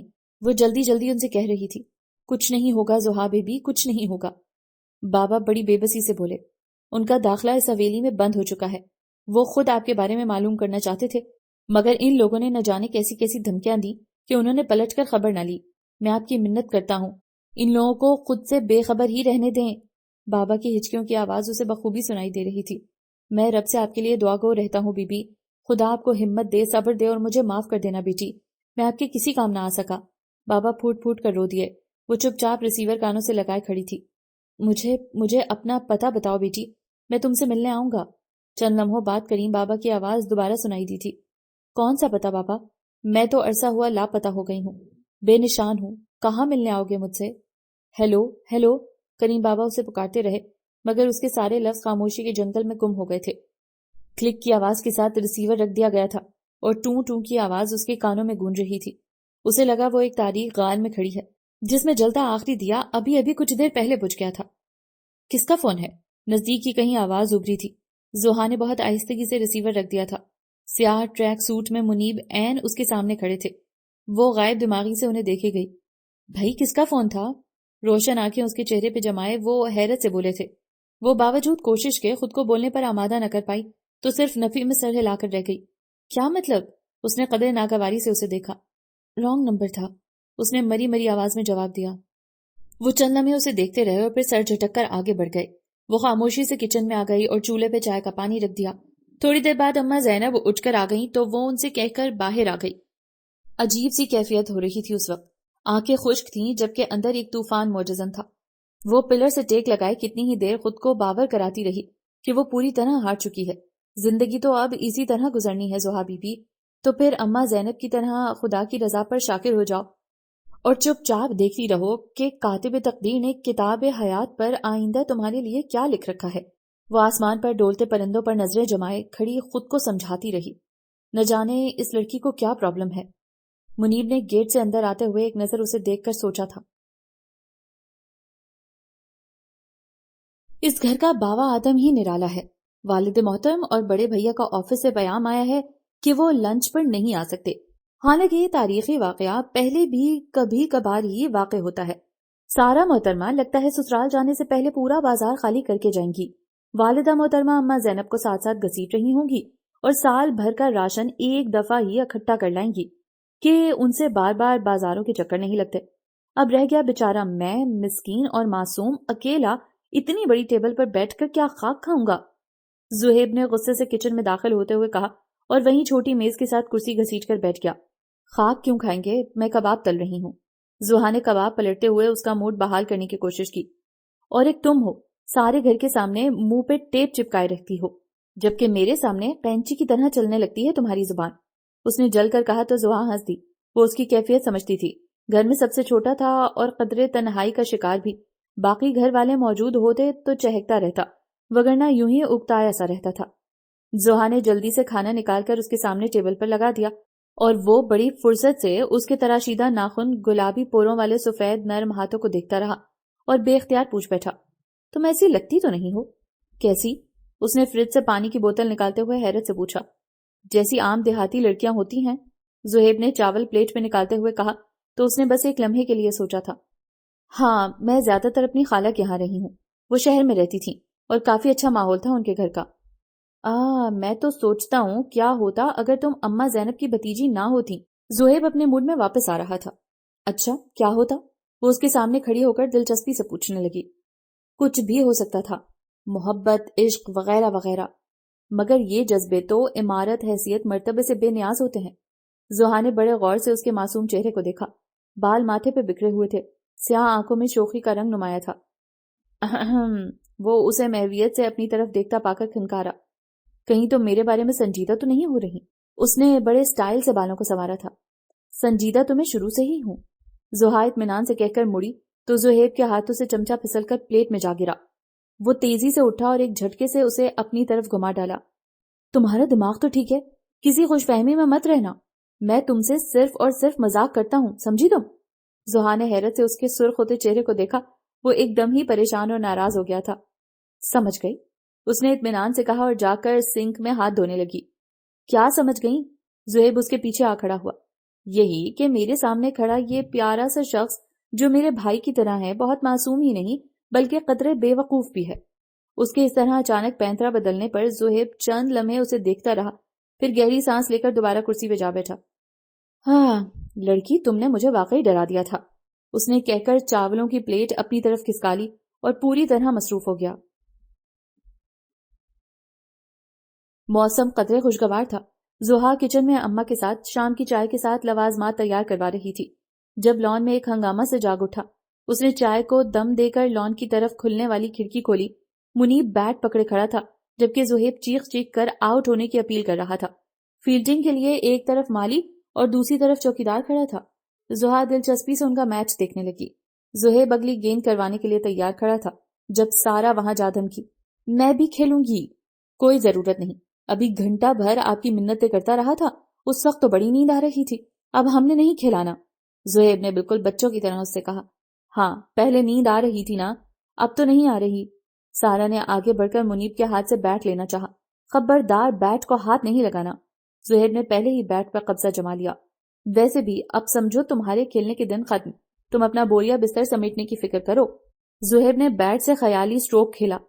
کیا مطلب ہے تمہارا؟ سارا نے تنک کر پوچھا۔ منیب بھی حیرت سے زہیب کو دیکھنے لگا۔ جی ہاں، آپ کی ساس محترمہ کل شادی کی ڈیٹ فکس کرنے آ رہی ہیں، زہیب نے مزے سے بتایا۔ تم سے کس نے کہا ہے؟ سارا نے مشکوک نظروں سے اسے دیکھا۔ کہنا کس نے تھا، میں نے خود فون اٹینڈ کیا تھا ان کا اور پھر کہہ دیا کہ آپ بے شک کل کے بجائے آج ہی آ جائیں، ہم سے آپ کی ہونے والی بہو مزید برداشت نہیں ہوتی۔ ہائے کتنا خوبصورت دن ہوگا وہ جب سارا بی بی اس گھر سے رخصت ہوں گی، خوشی کی شادیانے بجاؤں گا میں تو۔ زہیب حسب عادت اسے چھیڑنے لگا۔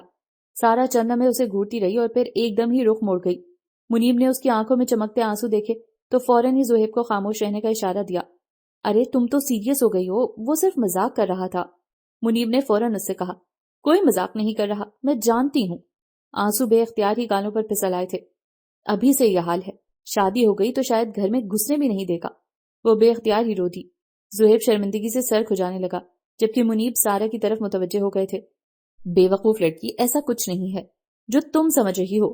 تمہیں معلوم تو ہے زہیب کی عادت کا، وہ جان بوجھ کر تمہیں تنگ کرتا رہتا ہے، ورنہ ہم دونوں کی آدھی جان تو تم میں ہے۔ وہ دھیرے دھیرے اسے سمجھانے لگے تھے اور نہ جانے اس منظر میں کیا تھا کہ کچن کی کھڑکی میں کھڑی زحا اپنی نظریں نہ ہٹا سکی تھی۔ بلیک جینز اور بلیک شرٹ کی فولڈ کی ہوئی آستینوں میں ان کا دراز قد اور مضبوط جسم نمایاں تھا۔ دایاں بازو سارا کے کندھوں پر پھیلائے وہ نہ جانے اس سے کیا کہہ رہے تھے۔ زحا بس سانس روکے انہیں دیکھتی رہ گئی تھی۔ اچانک ہی ان کی کسی بات پر سارا روتے ہوئے ہنس دی تھی۔ منیب نے بھی مطمئن ہو کر مسکراتے ہوئے پلٹ کر زہیب کو آواز دی اور پھر وہ تینوں ہی باتیں کرتے کوٹھی کے اندر آنے لگے تو زحا نے دھیرے سے کھڑکی بند کر دی۔ ساری کائنات تاریکی کی زد میں تھی۔ عناصر فطرت جیسے اسی سکوت، اسی تاریکی سے لطف اندوز ہو رہے تھے۔ سیاہ آسمان پر سرمئی بادل بڑی آزادی سے گھوم رہے تھے۔ چاند بدلیوں سے آنکھ مچولی کھیل رہا تھا، کبھی ان کی اوٹ میں گم ہو جاتا اور کبھی شرارت سے اپنی چھپ دکھانے لگتا۔ زہیب کے کمرے سے روشنی چھن چھن کر باہر آ رہی تھی۔ اس کے گٹار کی خوبصورت دھن ہوا کے دوش پر لہراتی ہوئی کبھی مدھم اور کبھی تیز ہونے لگتی۔ یہی سرد ہوا جب درختوں سے ٹکراتی تو پتوں کی تال گٹار کے سر سے ہم آہنگ ہونے لگتی۔ وہ دھیرے دھیرے چلتی ہوئی پچھلے برآمدے میں آ گئی تھی۔ سنگی ستون سے ٹیک لگائے وہ پوری طرح رات کے فسوں خیزی میں گم تھی۔ گٹار کی دھن خاصی جانی پہچانی تھی۔ گم شدہ لفظ نہ جانے کہاں کہاں سے اڑتے ہوئے آئے اور اس کے لبوں کو چھونے لگے۔ تم کو دیکھا تو یہ خیال آیا، زندگی دھوپ تم گھنا سایہ۔ تم کو دیکھا تو سرمئی بادلوں کی اوٹ سے ایک چہرہ نمودار ہونے لگا تھا۔ اس نے گہری سانس لے کر آنکھیں بند کر لیں۔ آج پھر دل نے ایک تمنا کی، آج پھر دل کو ہم نے سمجھایا۔ درد قطرہ قطرہ اس کے وجود میں اترنے لگا۔ ہم جسے گنگنا نہیں سکتے، وقت نے ایسا گیت کیوں گایا؟ بند آنکھوں کے پیچھے ایک بار پھر وہی شبیہ ابھری تو اس نے گھبرا کر آنکھیں کھول دیں۔ یہ کن راستوں پہ قدم رکھ رہی ہو زحا؟ زندگی پہلے بھی اتنی آسان تو نہیں رہی؟ وہ خود سے سوال کرنے لگی۔ پاس ہی کہیں ہلکا سا کھٹکا ہوا تھا۔ اس نے چونک کر ادھر دیکھا۔ اس سے قدرے فاصلے پر برآمدے کے آخری ستون کے پاس سے کوئی اٹھا تھا اور کوٹھی کے اندرونی حصے کی طرف بڑھا تھا۔ نہ جانے کیسا لمحہ تھا، نہ وہ ڈری نہ گھبرائی، بس ایک لمحے کے لیے دل زور سے دھڑکا تھا اور پھر اپنے معمول پر آ گیا۔ زہیب کا گٹار ابھی بھی اپنے سر فضاؤں میں بکھیر رہا تھا۔ وہ بس چپ چاپ کھوئے کھوئے انداز میں منیب کو اندھیرے میں گم ہوتے دیکھ رہی تھی۔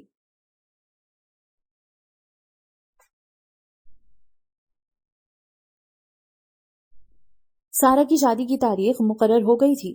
دن کم تھے اور کام زیادہ، سو سارے گھر میں ایک ہلچل سی مچ گئی تھی۔ ہاشمی صاحب نے آفس کی تمام ذمہ داری منیب کے سر ڈال دی تھی اور خود اپنے حصے کا کام نمٹانے لگے۔ زہیب سارا دن یا اپنی اسٹڈی میں مصروف رہتا یا سارا کا ناک میں دم کیے رکھتا۔ اماں زینب کے ساتھ زحا نہ چاہتے ہوئے بھی گھن چکر بن گئی تھی۔ اس روز بھی سارا کی نگرانی میں وہ اس کے کپڑے پیک کر رہی تھی جب مسز ہاشمی چلی آئیں۔ سارا، جو ڈریسز رہ گئے ہیں چندہ وہ بھی ایک دو روز میں لے آؤ۔ میں چاہتی ہوں مائیوں سے پہلے جہیز کا تمام سامان بالکل پیک کر دیا جائے۔ انہوں نے بیڈ پر بیٹھتے ہوئے کہا۔ مما آپ بھی چلیے نا میرے ساتھ، سارا نے ان کے کندھے پر سر رکھتے ہوئے لاڈ سے کہا۔ ارے میرے تو ڈھیروں کام پڑے ہیں کرنے والے، ابھی سارے بند کمرے کھلوا کر انہیں مہمانوں کے لیے سیٹ بھی کرنا ہے۔ ایک وہ ماسی نذیرہ ہے، جب تک اس کے سر پر نہ کھڑے رہو ڈھنگ کی صفائی نہیں کرتی۔ مجھے تو تمہاری بھی بے حد فکر ہے۔ انہوں نے غور سے بیٹی کا چہرہ دیکھا۔ ان دنوں تمہیں صرف اور صرف اپنی کیئر کرنی چاہیے، جبکہ تم آئے روز بازاروں کے چکر لگا رہی ہو۔ اچھا چلو خیر، اب تم صرف اور صرف اپنی چیز خرید لو، باقی تمام چیزیں میں اور فرحت جا کر لے آئیں گے۔ انہوں نے اپنی بہن کا نام لیا۔ فرحت آنٹی آ رہی ہیں؟ سارا نے خوشی سے پوچھا۔ ہاں میں نے فون کیا ہے، میرا تو بی پی فوراً گڑبڑ ہونے لگتا ہے، وہ ایسی ذمہ داریاں خوب نبھاتی ہے، سو اسے ہی بلوا لیا ہے میں نے۔ چلیں اچھا کیا، کرن آ جائے گی تو مجھے بھی سہولت ہو جائے گی، سارا نے کہا تو مسز ہاشمی اسبات میں سر ہلاتے ہوئے اٹھ کھڑی ہوئی۔ ارے زحا تم کن کاموں میں لگی ہوئی ہو؟ انہیں اچانک ہی اس کا خیال آیا تھا۔ جی، وہ اپنے خیالوں سے چونکی تھی۔ بھائی یہ بہت محنتی بچی ہے، اس کو کوئی کام کہہ دوں تو مجھے کوئی فکر نہیں رہتی پھر۔ انہوں نے دروازے سے نکلتے ہوئے کہا تو وہ بس ہلکا سا مسکرا کر رہ گئی۔ سنو زحا، تمہارے پاس بس یہی 2 جوڑے ہیں؟ سارا نے اس سے پوچھا تو سوٹ کیس بند کرتے ہوئے لمحے بھر کو اس کے ہاتھ رک سے گئے تھے۔ جی، اس نے مختصراً جواب دیا۔ اس کا مطلب ہے شادی پر پہننے کے لیے تمہارے پاس کوئی ڈریس نہیں؟ سارا نے چند لمحے کے لیے سوچا اور پھر اٹھ کر اپنی وارڈروب کھول کر اس کا جائزہ لینے لگی۔ ویسے تو شاید ماما تمہیں نیا سوٹ لے ہی دیں، مگر یہ دیکھو ذرا۔ اس نے 2-3 جوڑے نکال کر بیڈ پر پھیلا دیے۔ کزن کی شادی پہ بنوائے تھے میں نے، اور تمہیں تو پتا ہے شادی پہ سارا خاندان جمع ہوتا ہے، دوبارہ تو کوئی سوٹ پہنا ہی نہیں جا سکتا۔ میں نے بھی بس ایک بار ہی پہنے ہیں یہ سوٹ، اب میری شادی پہ تم پہن لینا۔ سارا ذرا مسکرائی۔ زحا سختی سے ہونٹ بھینچے بیٹھی رہی۔ یہ دیکھو، یہ بے شک مہندی والے دن پہن لینا۔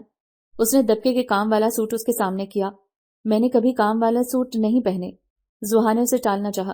اب وہ کیا بتاتی اسے کہ تمہاری ہمدردی میں دیے گئے یہ کپڑے میرے جسم سے لگتے ہیں تو ساری روح میں کانٹے سے چبھنے لگتے ہیں۔ اچھا چلو یہ پہن لینا، یہ تو بالکل سمپل ہے۔ سارا نے سیاہ اور گینزا کا سوٹ اس کے سامنے رکھ دیا، جس کے گلے اور بازوں پر سفید نگینوں کی بس ایک ایک لائن تھی۔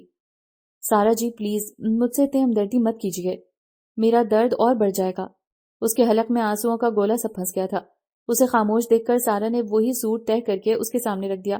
اچھا چلو اب یہ سوٹ کیس اٹھا کر وارڈروب کے اوپر رکھ دو اور ایک کپ اچھی سی چائے لے آؤ۔ سارا نے بیڈ پر دراز ہوتے ہوئے کہا۔ یہ وزنی ہے، مجھ سے اٹھایا نہیں جائے گا۔ زحا نے ایک نظر سوٹ کیس کو دیکھ کر کہا۔ چائے تو بنا سکتی ہو نا؟ سارا نے مسکراتے ہوئے کہا تو وہ بھی پھیکی سی ہنسی کے ساتھ دروازے کی طرف بڑھ گئی۔ فرحت آنٹی اپنی بیٹی کرن کے ساتھ تشریف لا چکی تھیں، اور جس طرح انہوں نے آتے ہی سرتا پا زحا کا جائزہ لیا تھا اور پہلی فرصت میں ہی کرید کرید کر جو سوالات کیے تھے، زحا کو بخوبی اندازہ ہو گیا تھا کہ ان کی موجودگی اس کے لیے الجھن کا باعث بنی رہے گی۔ مسز ہاشمی نے بالکل ٹھیک کہا تھا، وہ واقعی تمام معاملات نمٹانے میں اچھی خاصی ماہر لگتی تھیں۔ محض 2 دن کے وقفے کے بعد انہوں نے ماسی نذیرہ کو ساتھ لگا کر تمام کمرے کھلوائے اور مہمانوں کی تعداد کے مطابق ہی کمرے سیٹ کروا دیے۔ جہاں کہیں ماسی نذیرہ نے ڈھیل دکھانی چاہی، وہاں انہوں نے بلا تکان سختی کر کے کام مکمل کروایا تھا۔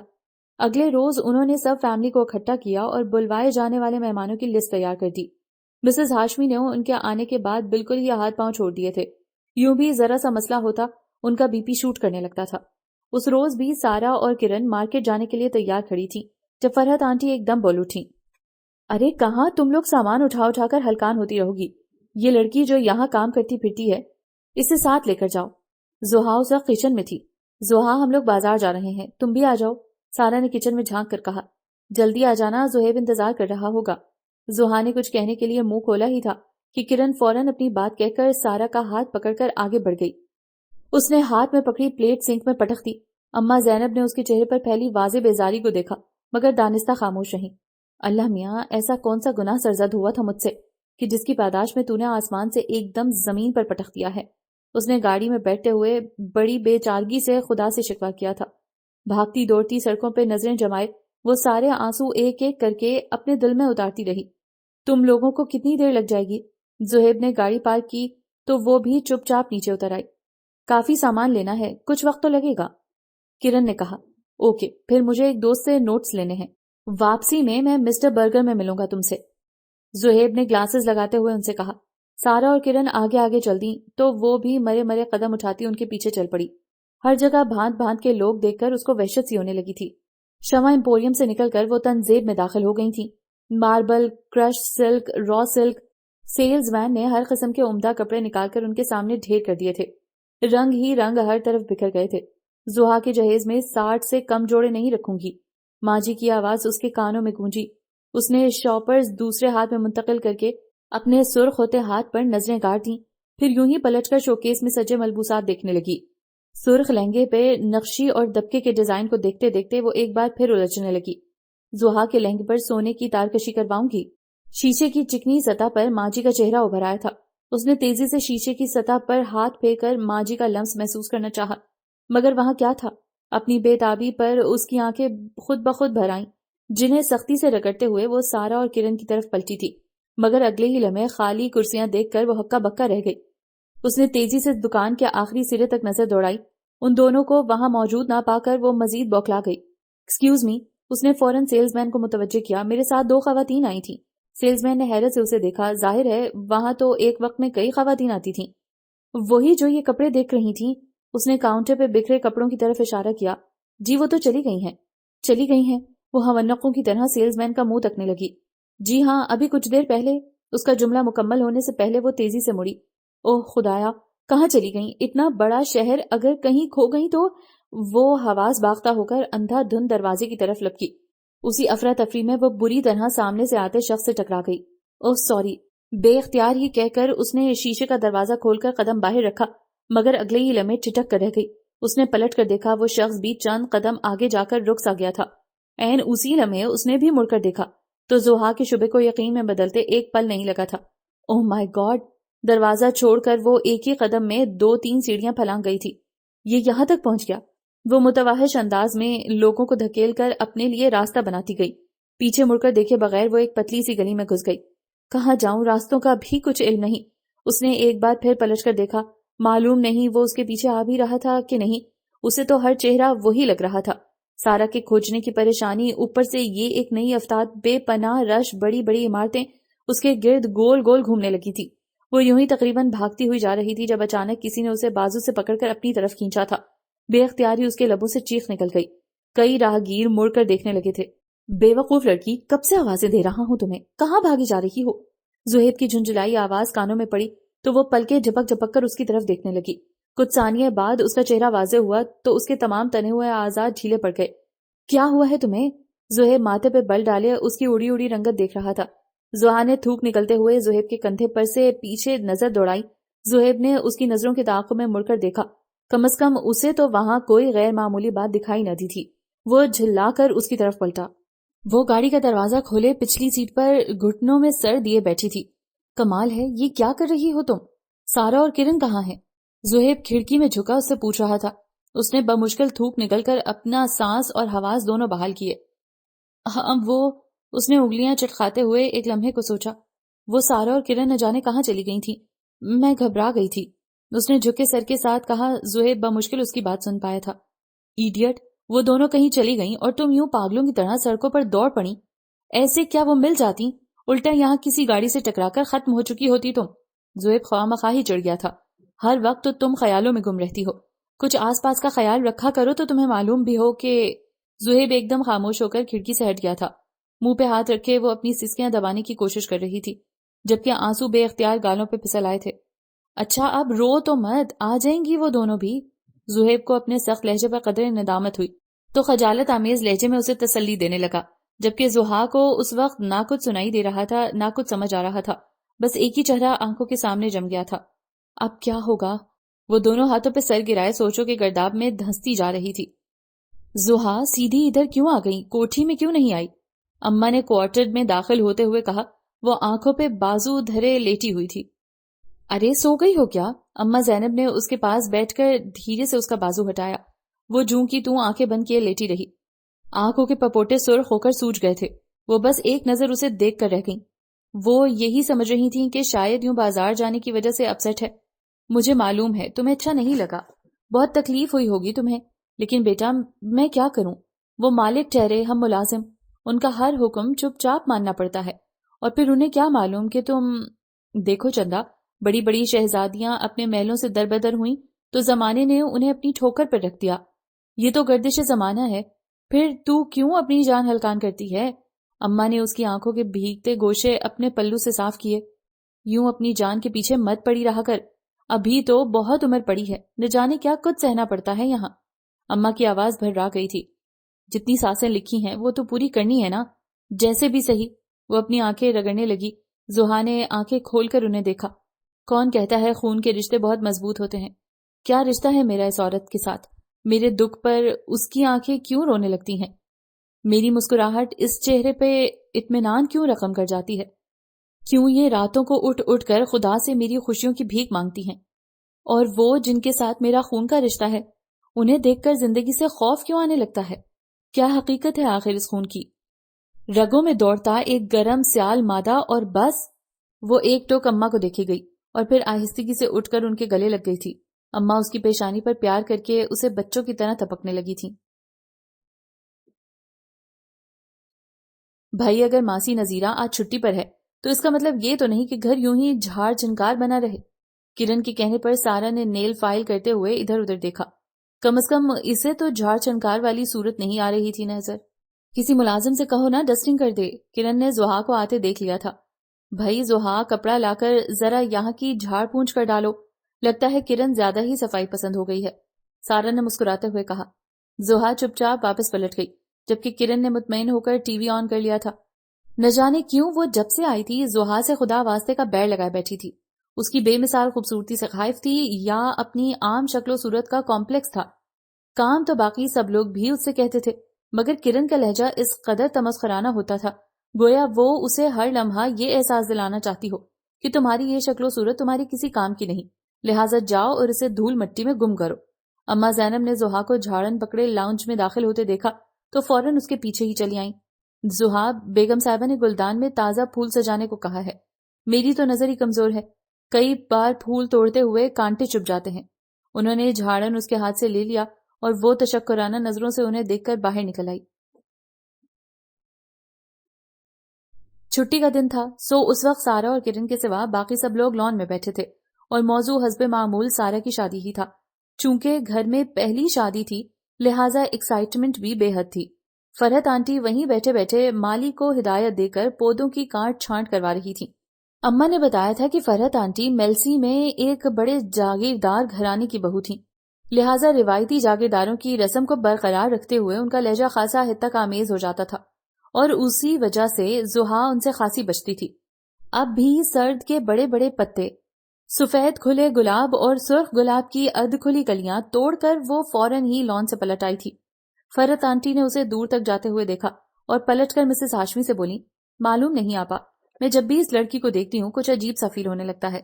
ہاشمی صاحب سے باتوں میں مشغول منیب نے چونک کر پہلے فرحت آنٹی اور پھر زحا کو دیکھا تھا. کیوں، کیا ہوا؟ مسز ہاشمی نے اس سے پوچھا. معلوم نہیں، وہ خود سوچتے ہوئے بولی. لیکن اب دیکھیے نا، اس کے اٹھنے بیٹھنے چلنے پھرنے کا سلیقہ، اس کا رکھ رکھاؤ، مطلب کہ گاؤں کی لڑکیاں کتنی بھی پڑھ لکھ جائیں ان میں یہ بے نیازی، یہ اعتماد کم از کم میں نے تو کبھی نہیں دیکھا. منیب نے کرسی کی پشت سے ٹیک لگاتے ہوئے بڑے غور سے ان کی بات سنی تھی. جو خیال اسے دیکھ کر منیب کے ذہن میں ابھرتا تھا اس کو ابھی تک صرف فرحت آنٹی نے ہی محسوس کیا تھا. ارے بھائی، یہ لڑکی شروع ہی سے اپنی خالہ کی طرف رہی ہے. زینب بتا رہی تھی وہ ذرا پڑھے لکھے لوگ تھے، بس یہ بھی اسی ماحول میں پلی بڑھی ہے. مسز ہاشمی نے ہنستے ہوئے کہا تو فرحت آنٹی کندھے اچکا کر مالی کی طرف متوجہ ہو گئیں جبکہ منیب کسی گہری سوچ میں ڈوبے ہوئے تھے. وہ بڑی نفاست سے گلدان میں پھول سجا رہی تھی جب زہیب نے آ کر حسب عادت ادھر ادھر کی ہانکنی شروع کر دی. آج کل کیا کر رہے ہو زہیب؟ کرن نے چینل بدلتے ہوئے پوچھا. انگریزی ادب سے محظوظ ہو رہا ہوں آج کل، زہیب نے مدبرانہ انداز میں جواب دیا. اوہو، تو جناب کیا پڑھ رہے ہیں آج کل؟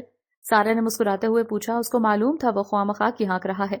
وہ تو اردو ادب سے دور بھاگا تھا، کجا کے انگریزی ادب. آج کل the return of the NATO زیر مطالعہ ہے. واہ، کیا خوبصورت ناول لکھا ہے شیکسپیئر نے، زہیب نے سر دھنتے ہوئے کہا. شیکسپیئر نے؟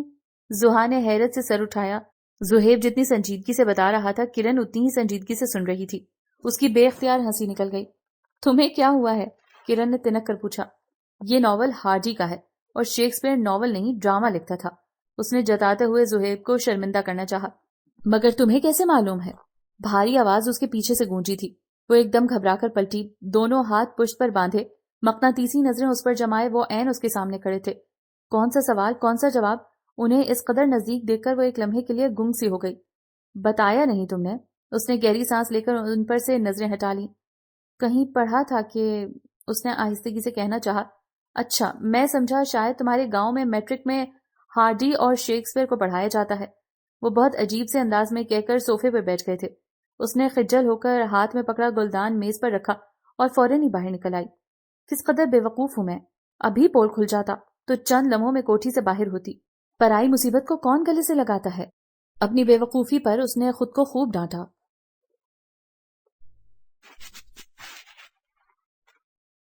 آج سارا کو مائیوں بٹھانا تھا. سارا گھر مہمانوں سے بھرا ہوا تھا اور ایک افراتفری سی مچی ہوئی تھی.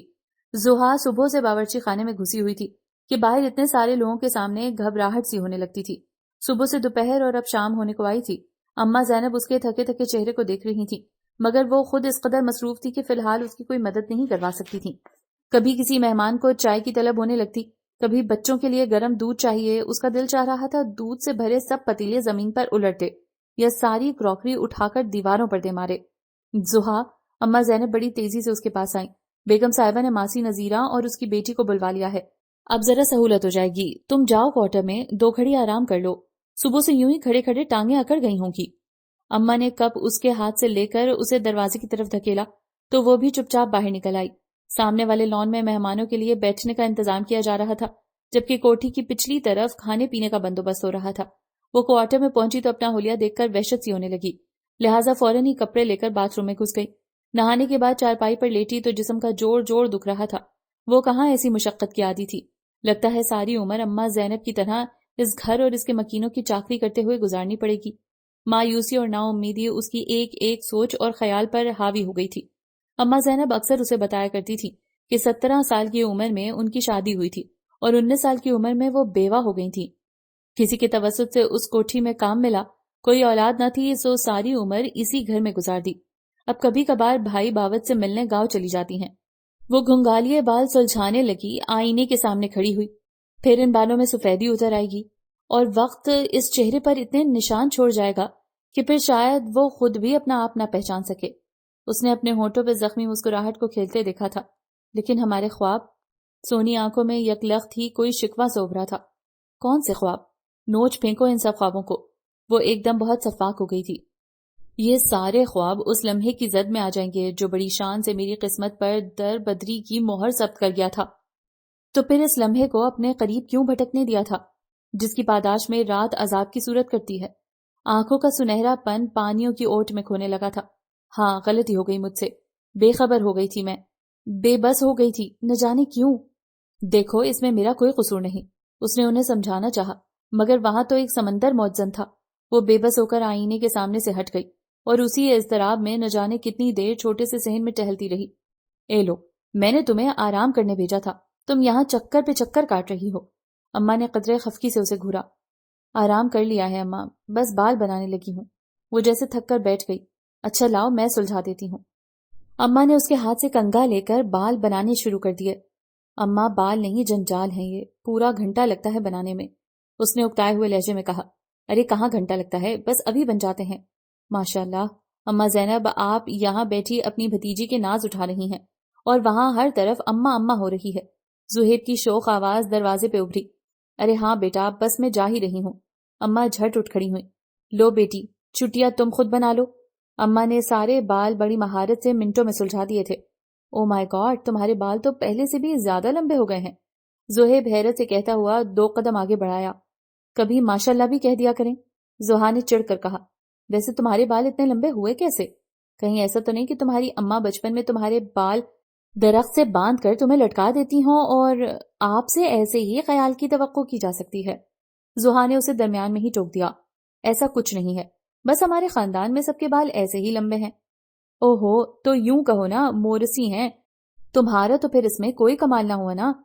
زہیب نہ جانے کیوں اس کے بالوں کے پیچھے پڑ گیا تھا، اور وہ جو بالوں کی چٹیاں بنانے والی تھی فوراً ہی ان کا جوڑا بنانے لگی کہ لمبی چٹیاں اکثر لوگوں کو اپنی طرف متوجہ کر لیتی تھی، اور وہ تو جیسے خود سے بھی چھپنا چاہتی تھی۔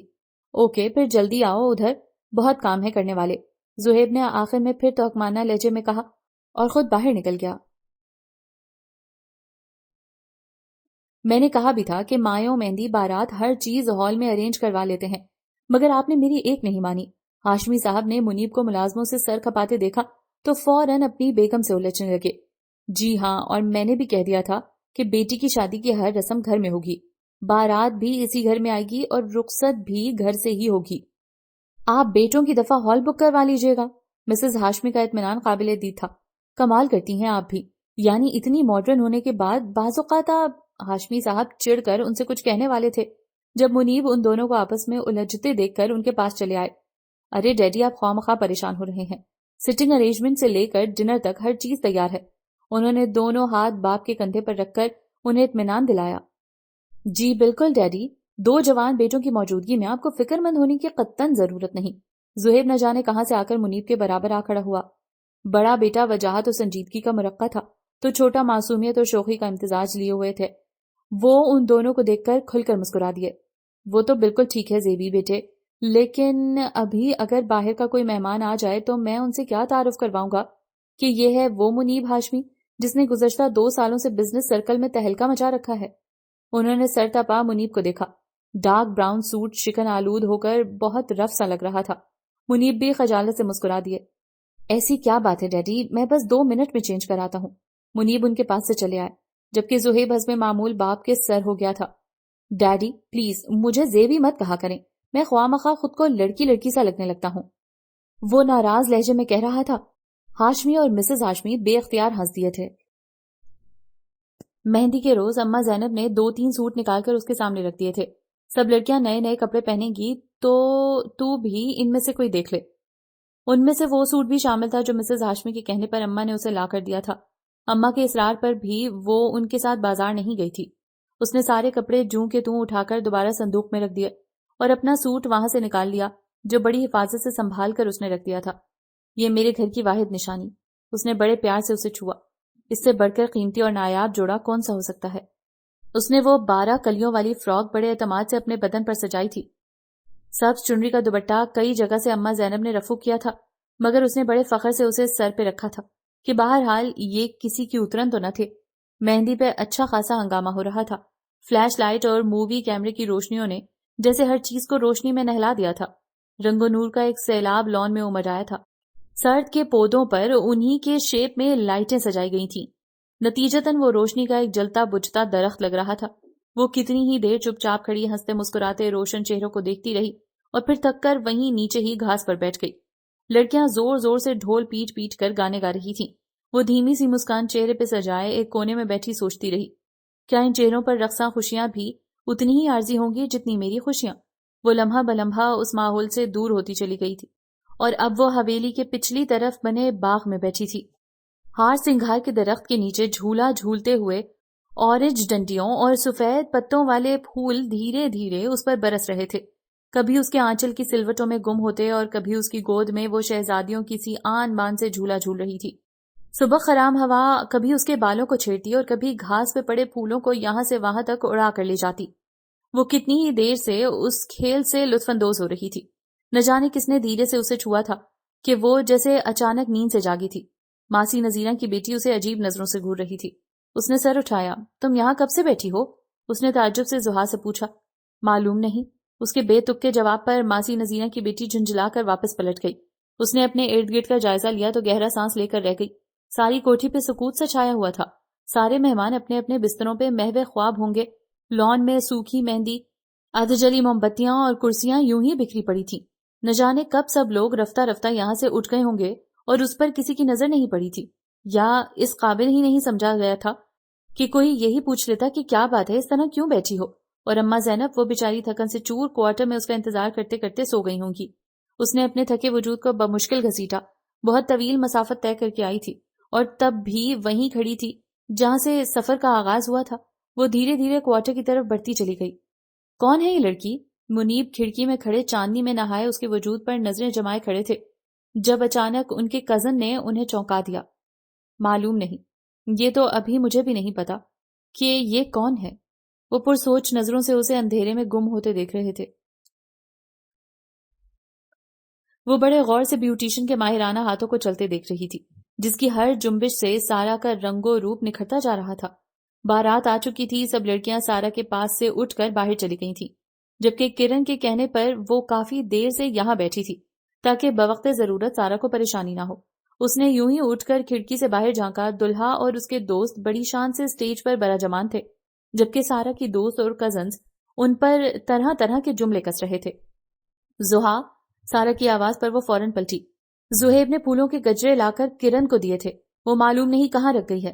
ادھر کہیں دیکھو، اگر نہیں ہے تو کرن سے پوچھ کر آؤ کہاں رکھے ہیں. سارا کے کہنے پر وہ سر ہلاتی ہوئی کمرے سے باہر آ گئی. سنو، کرن کہاں ہے؟ سیڑھیاں اترتے ہی اسے ماسی نذیرہ نظر آئی تو اس نے فوراً پوچھ لیا. باہر لان میں ہے، وہ اجلت میں کہہ کر کچن میں گھس گئی. اس طرف مہمان نہ ہونے کے برابر ہی تھے. ساری رونق اس وقت باہر لان میں تھی. وہ کوریڈور میں کھڑی ہو کر ادھر ادھر نظر دوڑا کر کرن کو ڈھونڈنے لگی. نہ جانے کہاں ہوگی. وہ 2-4 قدم اور آگے بڑھ کر آئی. خیال آیا کہ آگے ڈھونڈ لے گی مگر اگلا لمحہ بے تحاشا خوفزدہ کر دینے والا تھا. ہاتھ میں مشروب کا گلاس تھامے کچھ لوگوں کے ساتھ کھڑے اس شخص کو دیکھ کر وہ سن ہو کر رہ گئی. قدم زمین میں دھنس کر رہ گئے تھے. اسے لگا پوری کوٹھی دھڑام سے زمین بوس ہو گئی ہے. سب لوگ غائب ہو گئے ہیں اور وہ اس شخص کا سامنا کرنے کے لیے تنہا رہ گئی ہے۔ کسی بات پر ہنستے ہنستے اچانک اس شخص کی نظر ساکت کھڑی زحا پر پڑی تھی۔ دونوں کی نظریں کیا ملی تھی، کوئی بجلی تھی جو ایک دم زحا کے پتھریلے وجود پر پڑی اور اسے متحرک کر گئی تھی۔ وہ ایک جھٹکے سے مڑی۔ سنو، وہ شخص محض 2 قدم اس کی طرف بڑھا تھا۔ یہ ابھی تک میرے پیچھے ہے، اور میں سمجھی تھی۔ وہ دھڑ دھڑ کتنی ہی سیڑھیاں ایک ساتھ چڑھ گئی۔ پوری قوت سے اس نے سامنے والے بند دروازے کو دھکیلا تھا۔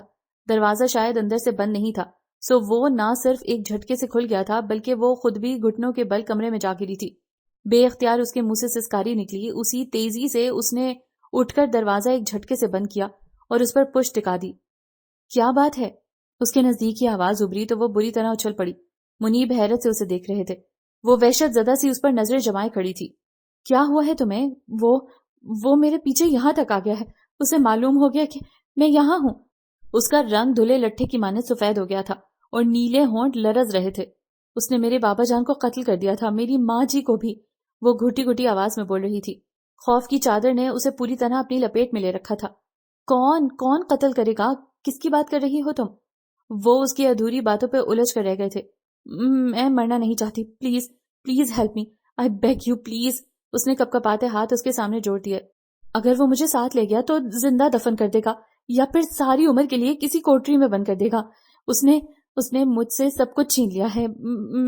میں اس کی وجہ سے بے گھر ہو گئی ہوں۔ وہ مجھے قتل کیے بنا نہیں جائے گا۔ وہ ہذیانی کیفیت میں بولے جا رہی تھی۔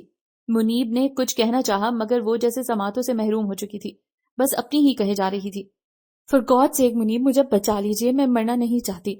سنو، منیب نے اسے ٹوک کر کچھ کہنے کے لیے منہ کھولا مگر وہ نفی میں سر ہلا کے مسلسل بولے جا رہی تھی۔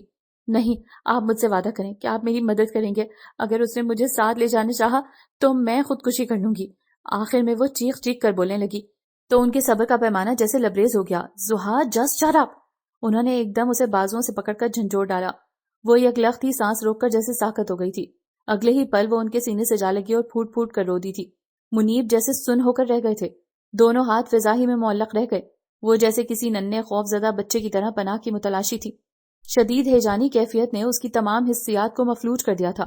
زحا کے نازک لرزتے وجود نے انہیں زلزلوں کی زد پہ رکھ دیا تھا۔ انہوں نے بمشکل خود پہ قابو پایا۔ اگر اس وقت کوئی کمرے میں آ جاتا تو یہ صورتحال یقیناً اس کے ذہن پر کوئی اچھا تاثر نہ چھوڑتی۔ بے حد آہستگی سے انہوں نے خود سے اسے علیحدہ کیا۔ اس کے رونے کی شدت میں کوئی کمی واقع نہیں ہوئی تھی۔ اسے نزدیکی صوفے پر بٹھا کر انہوں نے اپنے ماتھے پہ آیا پسینہ صاف کیا کہ زحا کی اضطراری حرکت نے ان جیسے مضبوط اعصاب کے شخص کو بھی بوکھلا کر رکھ دیا تھا۔ گلاس میں پانی انڈیل کر انہوں نے اس کے سرد ہاتھوں میں تھمایا اور خود عین اس کے سامنے میز پر ٹک گئے۔ انہیں اتنا احساس تو کم از کم ہو گیا تھا کہ اس لڑکی کے ساتھ کوئی غیر معمولی حادثہ پیش آ چکا ہے۔ پھر اس کی دگرگوں حالت دیکھ کر ہمدردی کا فطری سا جذبہ ان کے دل میں ابھر آیا تھا۔ سنو زحا، تم اس گھر میں ہو، ہماری حفاظت میں ہو، یہاں تمہیں کوئی شخص کسی قسم کا نقصان نہیں پہنچا سکتا۔ انہوں نے بے حد ٹھہرے لہجے میں ایک ایک لفظ پر زور دیتے ہوئے کہا، لہٰذا تمہیں اس قدر خوف زدہ ہونے کی قطعاً ضرورت نہیں ہے۔ ان کے کہنے کے باوجود زحا کی سسکیاں تھمنے کا نام نہیں لے رہی تھیں۔ زحا، تم سن رہی ہو میں نے کیا کہا ہے؟ انہوں نے انتہائی سنجیدگی سے اس سے پوچھا تو اس نے بمشکل خود پر قابو پاتے ہوئے اس بات میں سر ہلا دیا۔ اوکے، اب تمہیں یہاں سے جانے کی ضرورت نہیں ہے، میں اماں زینب کو تمہارے پاس بھیجتا ہوں۔ وہ اس سے کہہ کر اٹھ گئے۔ Don't worry, everything will be all right. انہوں نے اس کے جھکے سر کو ذرا سا تھپ تھپایا اور دروازے کی طرف بڑھ گئے۔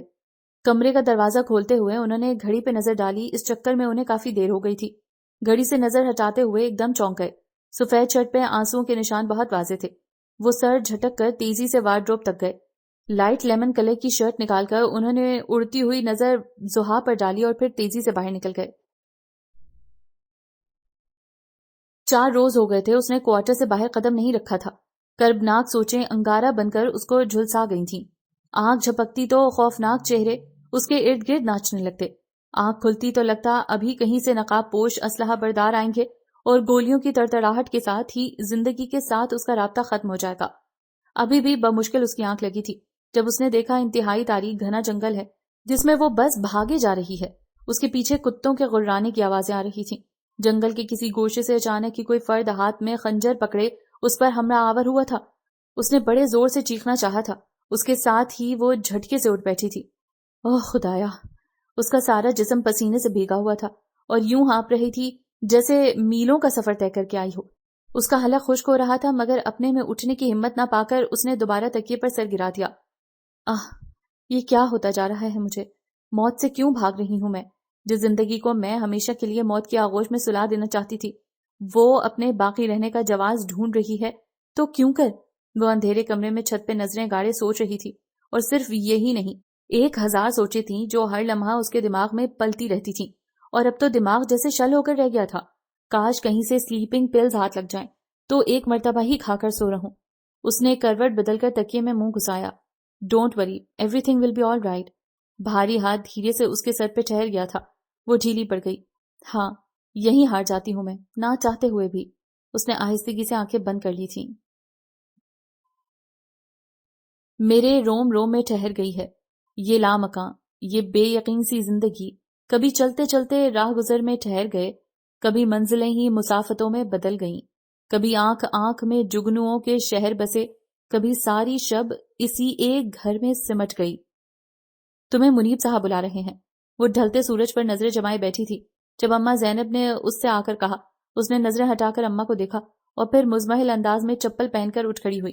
وہ تذبذب کے عالم میں منیب کے کمرے کے سامنے کھڑی انگلیاں چٹکاتی رہی، پھر حوصلہ کر کے دھیرے سے دروازے کو دھکیلا تو وہ بے آواز کھلتا چلا گیا۔ وہ آہستگی سے کمرے میں داخل ہو گئی۔ سرمئی شلوار قمیض میں اگاتھا کرسٹی کا ناول ہاتھ میں پکڑے وہ ایزی چیئر پر بیٹھے تھے۔ سائڈ ٹیبل پر ایش ٹرے میں بجھے ہوئے سگریٹ کے چند ٹکڑے پڑے تھے۔ اس کے ساتھ ہی کافی کا مگ پڑا تھا جس میں کافی ٹھنڈی ہو کر اپنا رنگ بدل گئی تھی۔ اس کی موجودگی کا احساس پا کر انہوں نے سر اٹھایا۔ بیٹھو، اسے کہہ کر وہ اٹھے اور کتاب ریک میں رکھنے لگے۔ اس نے ادھر ادھر دیکھا اور پھر وہیں قالین پر گھٹنوں کے بل بیٹھ گئی۔ بقیہ کتابوں کو یوں ہی ترتیب دے کر انہوں نے ایک نظر اسے دیکھا اور کھڑکی میں جا کھڑے ہوئے۔ معلوم نہیں وہ اسے سنبھلنے کا موقع دے رہے تھے یا اپنی بات کا نقطۂ آغاز ڈھونڈ رہے تھے۔ وہ چپ چاپ ان کے سفید صاف ستھرے پاؤں دبیز قالین میں دھنستے دیکھ رہی تھی۔ زحا، تم کون ہو؟ انہوں نے یوں ہی کھڑے کھڑے بغیر اس کی طرف پلٹے پوچھ ڈالا۔ کمرے میں لمحہ بھر کو سرد سی خاموشی چھا گئی تھی۔ میں شہداد کوٹ سے آئی ہوں، آغا رحمان حسن کی اکلوتی بیٹی ہوں۔ اس نے خود کو تمام سوالوں کے لیے تیار کر لیا تھا۔ اس کے جواب پر وہ ذرا سا چونکے۔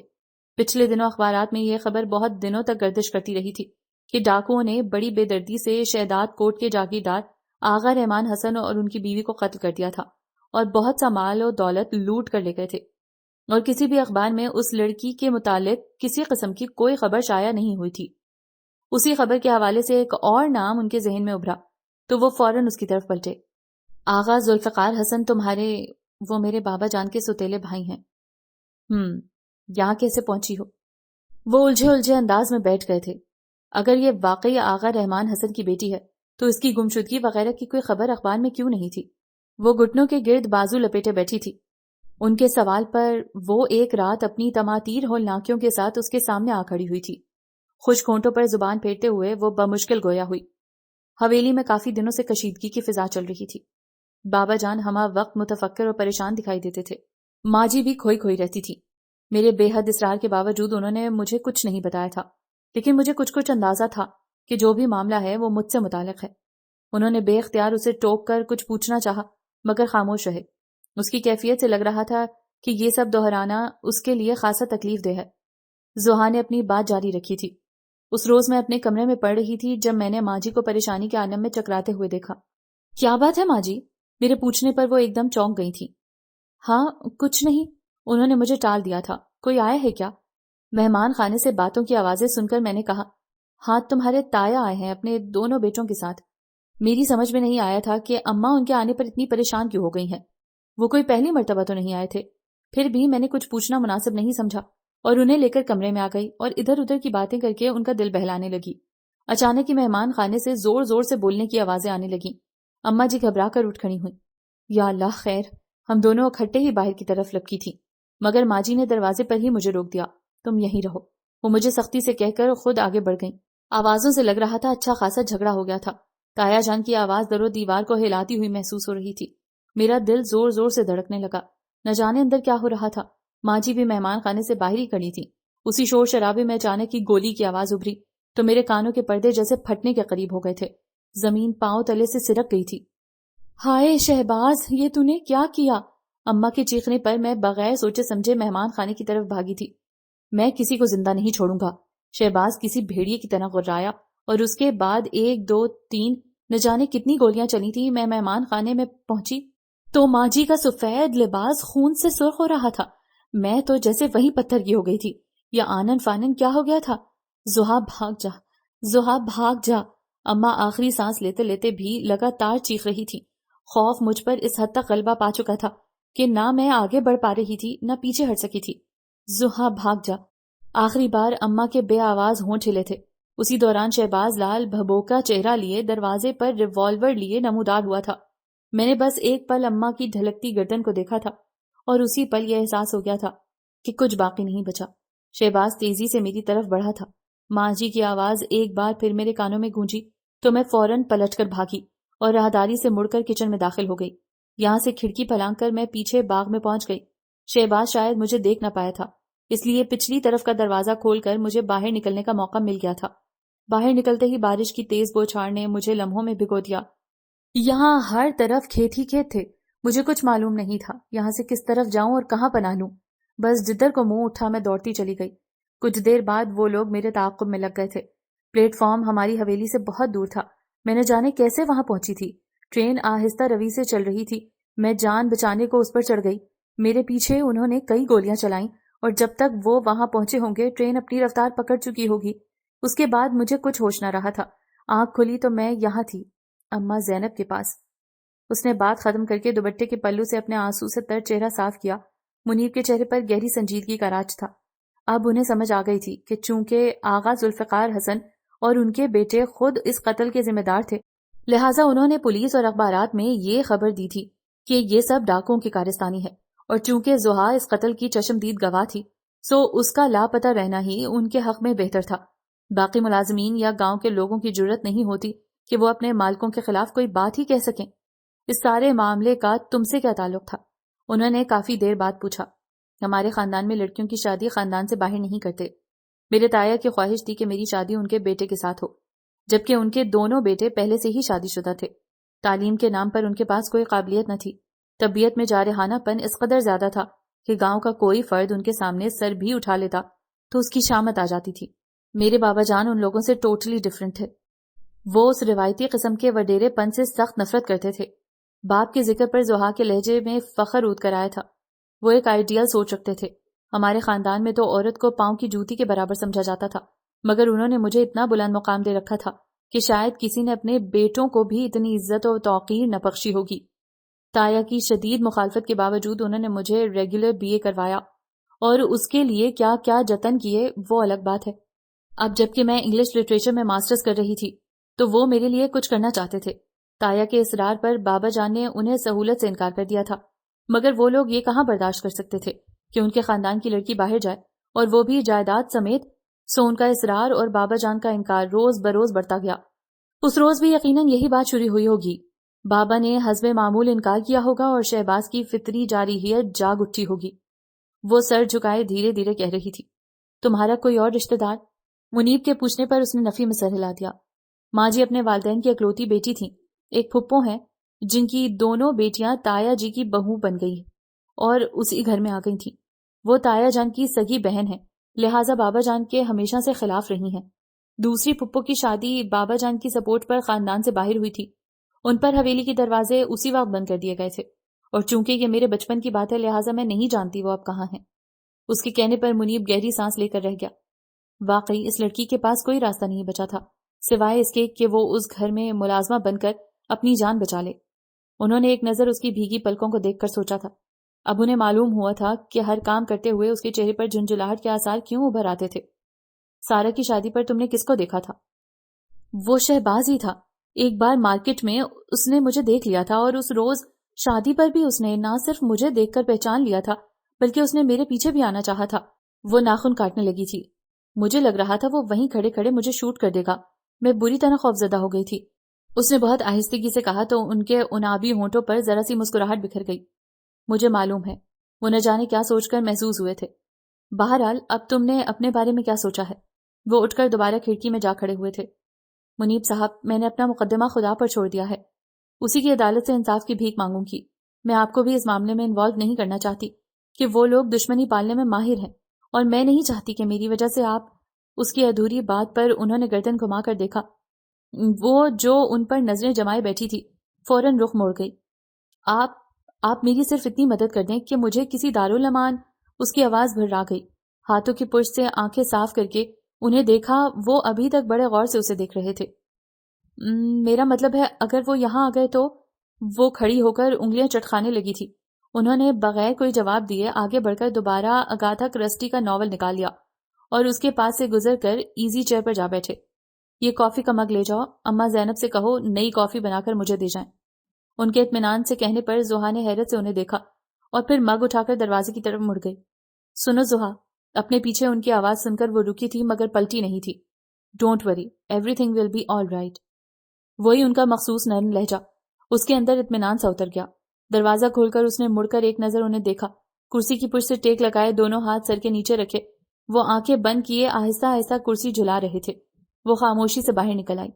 منیب ہاشمی کسی کام میں ہاتھ ڈالتا ہے تو اس کے ہزار پہلوؤں پر غور کرتا ہے. وہ اپنے مخالفوں کے لیے کوئی راستہ نہیں چھوڑتا کہ جس پر چلتے ہوئے وہ اسے کوئی نقصان پہنچا دیں. بشرطِ مدد خدا. وہ تیزی سے کرسی جھلاتے ہوئے سوچ رہے تھے. سارا کے سسرال سے کچھ لوگ اسے لینے آئے ہوئے تھے. اماں زینب بسد اسرار اسے اپنے ساتھ کوارٹر سے لے آئی تھی. اماں کون کون آئے ہے؟ اس نے احتیاطاً پوچھ لیا تھا. سارا کی تائی ساس آئی ہیں. امریکہ میں رہتی ہیں. شادی پر پہنچ نہ سکی تھیں. کل صبح ہی وہاں سے واپس آئی ہیں. اماں نے بریانی کے چاول چکھتے ہوئے اسے بتایا. ساتھ میں سارا کی نند ہے, رافع میاں ہے. انہوں نے سارا کے شوہر کا نام لیا تھا. اور سارا کی کچھ سہیلیاں صبح سے ہی آئی ہوئی ہیں. اماں نے اسے تفصیل سے بتایا. کرن اور اس کی امی؟ زحا نے پوچھا. وہ تو پرسوں ہی واپس چلی گئی تھی. اماں نے ٹماٹر اور چھری اس کے سامنے رکھتے ہوئے بتایا. ارے, زہیب اپنی ہی رو میں کچن میں آیا اور اسے دیکھ کر اچانک چونک گیا. یہ تمہیں کیا ہوا ہے؟ زہیب نے اس کی پیلی رنگت اور آنکھوں کے گرد سیاہ حلقے دیکھ کر پوچھا. اس کا لہجہ اور انداز ہنوز وہی تھا, گویا ابھی تک گھر کے بقیہ افراد اس کی اصلیت سے لا علم تھے. کچھ بھی نہیں, اس نے اطمینان سے جواب دیا. کیا مطلب کچھ نہیں؟ کچھ نہ کچھ تو ہوا ہے. وہ کرسی گھسیٹ کر بیٹھ گیا تھا. کہیں تم میرے بارے میں زیادہ سنجیدہ تو نہیں ہو گئی؟ زہیب کے چہرے سے فکر مندی جھلکنے لگی تھی. زہیب جی, ابھی میرا دماغ بالکل درست ہے, اس نے پھیکی سی مسکراہٹ سے کہا. کیا؟ وہ ایک دم چیخ اٹھا تھا. یہ کیا ہو رہا ہے یہاں؟ سارا نے حیرت سے زہیب کو دیکھا اور پھر زحا کو دیکھتے ہی اس سے مخاطب ہوئی. کیا حال ہے زحا تمہارا؟ اماں بتا رہی تھی تمہاری طبیعت ٹھیک نہیں ہے. جی ہاں, آپ کی جدائی ان محترمہ کی برداشت سے باہر تھی, اس لیے بیمار ہو گئی تھی. اس کے کچھ بولنے سے پہلے ہی زہیب بول اٹھا تھا. ہاں تو ہر کوئی تمہاری طرح تو نہیں ہوتا نا, سارا نے جان بوجھ کر اسے کہا.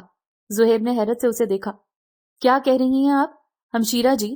ہم آپ کی جدائی کے غم میں آدھے ہو کر رہ گئے ہیں. کھانا پینا ہم نے چھوڑ رکھا ہے.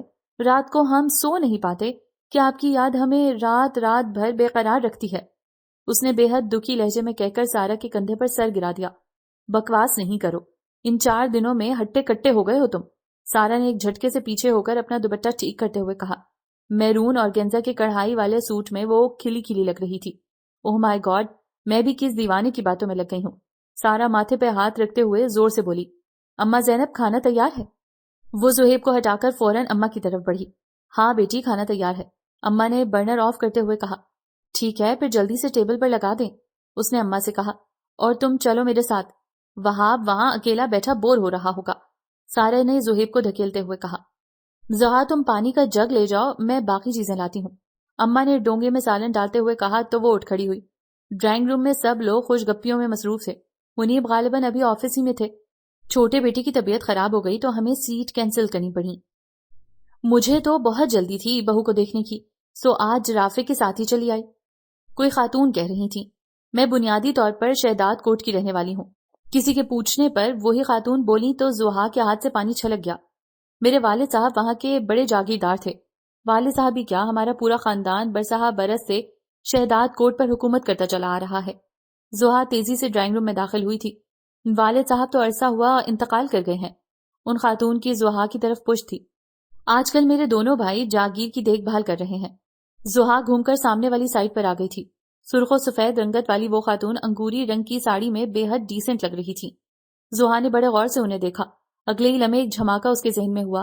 بابا جان کے کمرے میں بیڈ کی سائڈ ٹیبل پہ دھری بلیک اینڈ وائٹ تصویر میں 2 چٹیاں باندھے, آنکھوں میں کاجل لگائے اس لڑکی اور اس عورت میں صرف زمانے کا ہی فرق تھا۔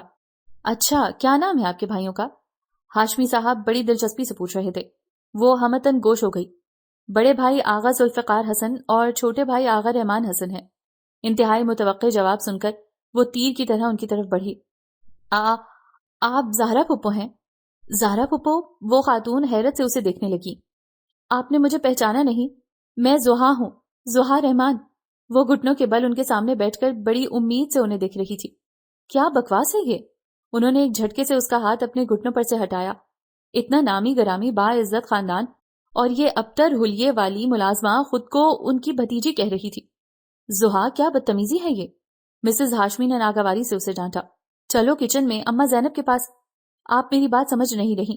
میں آغا رحمان حسن کی بیٹی زحا ہوں۔ زحا نے سب کو نظر انداز کر دیا تھا۔ آپ کو یاد نہیں، بچپن میں آپ مجھے گود میں کھلایا کرتی تھی، اور وہ آپ کی بلیک اینڈ وائٹ تصویر وہ ابھی بھی پاپا کے کمرے میں موجود ہے۔ کچن کے ساتھ والا بڑا کمرہ آپ کا تھا۔ مجھے سب کچھ اچھی طرح یاد ہے۔ تو آپ؟ زحا بے بس سے انہیں دیکھ رہی تھی۔ وہ خاتون آنکھوں میں حیرت سموئے اسے دیکھے جا رہی تھی۔ نین نقش تو دیکھے بھالے تھے، مگر آغا رحمان حسن کی بیٹی یہاں؟ یقین کا کوئی سرا ان کے ہاتھ نہیں لگ رہا تھا۔ آخر آپ یقین کیوں نہیں کر رہی؟ وہ ایک دم پھٹ پڑی۔ اپنی اعلیٰ نسل بھتیجی کو یہاں دیکھ کر بہت حیران ہو رہی ہیں آپ۔ یہ سب آپ کے سگے بھائی کی کارستانی ہے۔ اس کی آواز رند گئی تھی۔ معلوم ہے آپ کو، آپ کے چھوٹے آغا قتل کر دیے گئے ہیں۔ آپ پر جان دینے والی آپ کی بھابھی خاتون آپ کے سگے بھتیجے کے ہاتھوں اس دنیا سے رخصت ہوئی ہیں۔ سن رہی ہیں آپ؟ اس نے ساکت بیٹھی زہرا پھپھو کا جھنجھوڑ ڈالا۔ آپ کے بڑے آغا نے مجھے اس عظیم و شان حویلی سے نکل کر اس کوٹھی کی ملازمہ بننے پر مجبور کیا ہے۔ بتائیے، کیا اب بھی نہیں پہچانا آپ نے مجھے؟ زحا نے ان کا ہاتھ پکڑ کر سوال کیا تھا، مگر زہرا پھپھو کوئی بھی جواب دیے بغیر بے ہوش ہو چکی تھیں۔ چھوٹے آغا میرے سوتیلے بھائی تھے، مگر حقیقت تو یہ ہے کہ میں نے انہیں بڑے آغا سے بھی بڑھ کر چاہا تھا۔ نہ جانے بغیر بتائے وہ میرے دل کی بات کیسے سمجھ لیتے تھے۔ کوئی دکھ، کوئی خوشی میرے وجود سے پھوٹتی، انہیں پہلے سے اس کی خبر ہو جاتی۔ کبھی کبھی مجھے ایسا لگتا چھوٹے آغا کسی اور دیس کے باسی ہیں اور بھولے بھٹکے پتھروں کے دیس میں آپ پھنسے ہیں۔ ان کے دماغ میں ذرہ بھر بھی اپنے وڈیرے پن کا غرور نہیں تھا۔ وہ انسانیت کے تمام اصولوں سے آشنا تھے اور وڈیرا شاہی کے تمام اصولوں سے نابلد۔ مجھے میرا حق دلانے کے لیے انہوں نے اپنی جان کی پرواہ بھی نہیں کی تھی۔ ہمارے خاندان میں لڑکیاں باہر نہیں بیاہی جاتی، اور اگر چھوٹے آغا ہر چھوٹے بڑے محاذ پر لڑنے کے بعد میری شادی مظہر سے نہ کروا دیتے تو شاید میرا حق قرآن پہ ہاتھ رکھ کر بخشوا لیا جاتا کہ میری عمر کا کوئی لڑکا خاندان میں موجود نہیں تھا۔ وہ میرا گھر بسانے میں تو کامیاب ہو گئے، مگر حویلی کے بند دروازے میرے لیے نہ کھلوا سکے۔ زہرا پھپھو اسے سینے سے لگا کر رو رو کے بے حال ہو گئی تھی۔ جہاں کہیں آنسو تھمتے وہ چھوٹے آغا کا ذکر شروع کر دیتی۔ خود زحا کی بری حالت ہو چکی تھی۔ بس کیجیے زہرا، دیکھیے تو بچی کی کیا حالت ہو گئی ہے۔ مسز ہاشمی زہرا پھپھو کے آنسو پونچھ رہی تھی۔ کیا بس کروں بہن، اتنے سالوں بعد وطن واپس آئی تھی، سوچا تھا سب گلے شکوے وقت کی دھول میں گم ہو گئے ہوں گے، اپنے بھائیوں سے ملوں گی جا کر، مگر وہ ایک بار پھر شروع ہو گئی تھی۔ میں جانتی ہوں یہ فساد آج کل کا نہیں، برسوں پہلے جو کانٹا میری وجہ سے بڑے آغا کے دل میں چبھا تھا اس کے نکلنے کی یہی ایک صورت نظر آئی ہوگی انہیں۔ انہوں نے اپنی آنکھیں رگڑ ڈالیں۔ ارے کہاں پھولوں کی طرح رکھا کرتے تھے زحا کو، ایک سے ایک قیمتی لباس، آگے پیچھے بھاگتی دوڑتی ملازمائیں، اور کہاں یہ خود ملازمہ بنی پھرتی رہی۔ زحا کو پیار کرتے ہوئے وہ ایک بار پھر سے سک اٹھی۔ ارے ہمیں کیا معلوم تھا یہ بچی اتنے ظلم سہ کر آئی ہے۔ خدا کی قسم زہرا، ذرا سا بھی علم ہوتا تو اپنی بیٹیوں کی طرح رکھتے۔ مسز ہاشمی شرمندہ سے لہجے میں بولی۔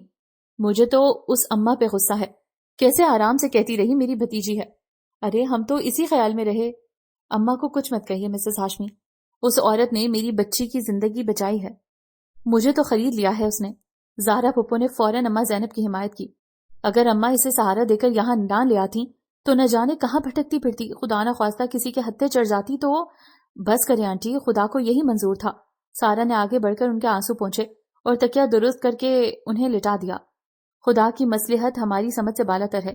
مجھے معلوم ہے یہ صدمہ بہت بڑا ہے، مگر خود کو سنبھالیے۔ زحا کا آپ کے سوا اور کون ہے؟ وہ دھیرے دھیرے ان کا ہاتھ سہلانے لگی۔ اسے تسلی دیجیے، یہ نامعلوم کب سے اس عذاب کو جھیل رہی ہے۔ چلو زحا، تم بھی فوراً آنسو پونچھ ڈالو، بہت رولیں۔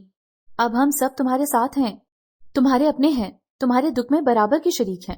وہ دھیرے دھیرے دونوں کو تسلی دے رہی تھی، جبکہ مسز ہاشمی حیرت سے اسے دیکھ رہی تھی۔ ان کی لاپرواہ سی بیٹی اس وقت کتنی ذمہ دار لگ رہی تھی. اگر یہ حالات کے پیش نظر نہ رک گئی ہوتی تو اس وقت کتنی مشکل ہو جاتی. ماما آپ بھی اٹھیے، اتنی دیر سے آپ نے میڈیسن نہیں لی، ابھی آپ کا بی پی گڑبڑ کرنے لگے گا. اس نے سہولت سے انہیں بھی اٹھا دیا. اور زہیب تم کیا منہ پھاڑے تماشا دیکھ رہے ہو؟ مہمانوں میں سے کسی نے بھی کھانا نہیں کھایا. جا کر دوبارہ ٹیبل سیٹ کرواؤ اور چاہے زبردستی ہی صحیح سب کو تھوڑا بہت کھلاؤ. اس نے قدر ڈپٹ کے زہیب سے کہا تو وہ فوراً اٹھ کر باہر نکل گیا. زہا میں نے دوسرے کپڑے باتھ روم میں رکھے ہیں، تم منہ ہاتھ دھو کر چینج کر لو، میں آنٹی کے لیے چائے لاتی ہوں. اس نے زہا کو اٹھایا اور خود باہر نکل گئی. اس کی سمجھداری سے ماحول کا بوجھل پن قدرے دور ہو گیا تھا. وہ چینج کر کے باہر نکلی تو سارا زہرا پھپھو سے کچھ کھانے کے لیے اصرار کر رہی تھی. انہوں نے بمشکل ایک لقمہ لے کر چائے کا کپ تھام لیا تھا، ساتھ میں اس نے سر درد کی گولیاں بھی ان کو تھما دی. چائے پی کر وہ لوگ فارغ ہو گئے تو سارا اٹھ کھڑی ہوئی. زہا تم میرے کمرے میں آ جاؤ. نہیں، اسے میرے پاس ہی رہنے دو، زہرا پھپھو نے فوراً کہا. چلیں یوں ہی صحیح، مگر اب آپ لوگ خاموشی سے سو جائیں، ٹھیک ہے نا، ورنہ آنٹی کی طبیعت دوبارہ خراب ہو جائے گی. وہ کہتی ہوئی اٹھ کھڑی ہوئی تو زہا نے ذرا سا مسکرا کر اس بات میں سر ہلا دیا. سارا کے جانے کے بعد اس نے دیکھا زہرا پھپھو کسی گہری سوچ میں تھی. پھپھو، اس نے دھیرے سے انہیں پکارا تو وہ خالی خالی نظروں سے اسے دیکھنے لگی. پھپھو میں بہت تھک گئی ہوں، اس نے نڈھال لہجے میں کہا تھا. انہوں نے اسے کھینچ کر اپنے ساتھ لگا لیا اور دھیرے دھیرے اس کے بالوں میں انگلیاں پھیرنے لگیں.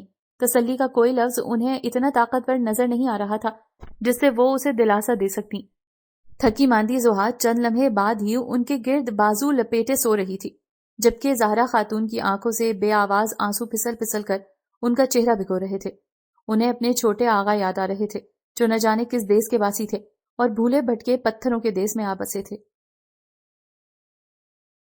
غضب خدا کا، منیب بھائی کہاں غائب تھے آپ؟ گھر میں اتنا بڑا واقعہ ہو گیا اور آپ اس سے بے خبر رہ گئے. رات گئے منیب واپس آئے تو زہیب بے قراری سے لاؤنج میں ٹہل رہا تھا.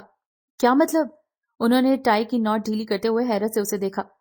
اوف، ڈرامہ، بلکہ نہیں پوری فلم چل رہی تھی، وہ بھی ٹریجڈی. میں تو 8 آنسو رو رہا تھا، وہ بھی خون کے. فار گاڈ سیک زہیب کبھی تو سنجیدہ ہو جایا کرو، انہوں نے ستے ہوئے لہجے میں کہا. یہاں بیٹھیں، میں آپ کو ساری بات بتاتا ہوں. زہیب کے کہنے پر وہ وہیں صوفے پر بیٹھ گئے تو وہ پوری سنجیدگی سے اسے ساری بات بتاتا چلا گیا. اچھا تو رافع کی تائی زہا کی پھپھو ہیں؟ منیب نے کچھ سوچتے ہوئے کہا. کیا مطلب؟ آپ کو اس سارے واقعے میں یہی بات عجیب لگی ہے؟ زہیب نے حیرت سے پوچھا تو وہ چونک گئے. میرے نزدیک تو سب سے خوش آئند بات یہ ہے کہ وہ اماں زینب کی بھتیجی نہیں ہے. زہیب کے کہنے پر انہوں نے ایک نظر اسے دیکھا اور تم ہمیشہ سے بے وقوف ہو کہہ کر اپنے کمرے کی طرف چل دیے. ڈائننگ ٹیبل پر ناشتہ کرتے ہوئے سب لوگ غیر معمولی طور پر خاموش تھے. زہرا خاتون کی آنکھیں رات بھر جاگنے اور روتے رہنے کی وجہ سے بے تحاشا سرخ ہو رہی تھیں. زہا بھی چپ چاپ بیٹھی تھی، کبھی کبھار چائے کا کپ اٹھا کر گھونٹ بھر لیتی. زہا اور زہرا آنٹی کے ناشتہ نہ کرنے کی وجہ تو سمجھ میں آتی ہے، مگر باقی سب لوگ. زہیب نے چپکے سے آملیٹ والی پلیٹ اپنی طرف سرکائی. انہیں واقعی بھوک نہیں لگی یا بس یوں ہی پوز کر رہے ہیں؟ اس نے سب کے سنجیدہ چہروں کو دیکھ کر اندازہ لگانا چاہا. ٹک کی آواز کے ساتھ کانٹا اس کے ہاتھ سے اچانک ہی گر کر پلیٹ سے ٹکرا گیا تھا. سب لوگ جیسے اپنے اپنے خیالوں سے چونک گئے تھے. زہیب نے دانتوں تلے زبان دبا کر چور نظروں سے سب کی طرف دیکھا تو زہا کے لبوں پر ہلکی سی مسکراہٹ تیر گئی. سارا نے تنبیہی نظروں سے زہیب کو گھورا تو وہ بے چارگی سے کندھے اچکا کر رہ گیا. السلام علیکم. نہائے دھوئے منیب ناشتے کے لیے آئے تو سب کو ایک نظر دیکھ کر رہ گئے. لگ ہی نہ رہا تھا کہ اس وقت اتنے سارے نفوس ڈائننگ ٹیبل پر موجود ہیں. انہوں نے بریڈ لے کر جام کے لیے سارا کی طرف ہاتھ بڑھایا. بھائی کو ناشتے کے موڈ میں دیکھ کر زہیب نے سکا سانس لیا تھا. چائے بنا دو سارا سے کہہ کر وہ اطمینان سے ناشتے میں مصروف ہو گئے.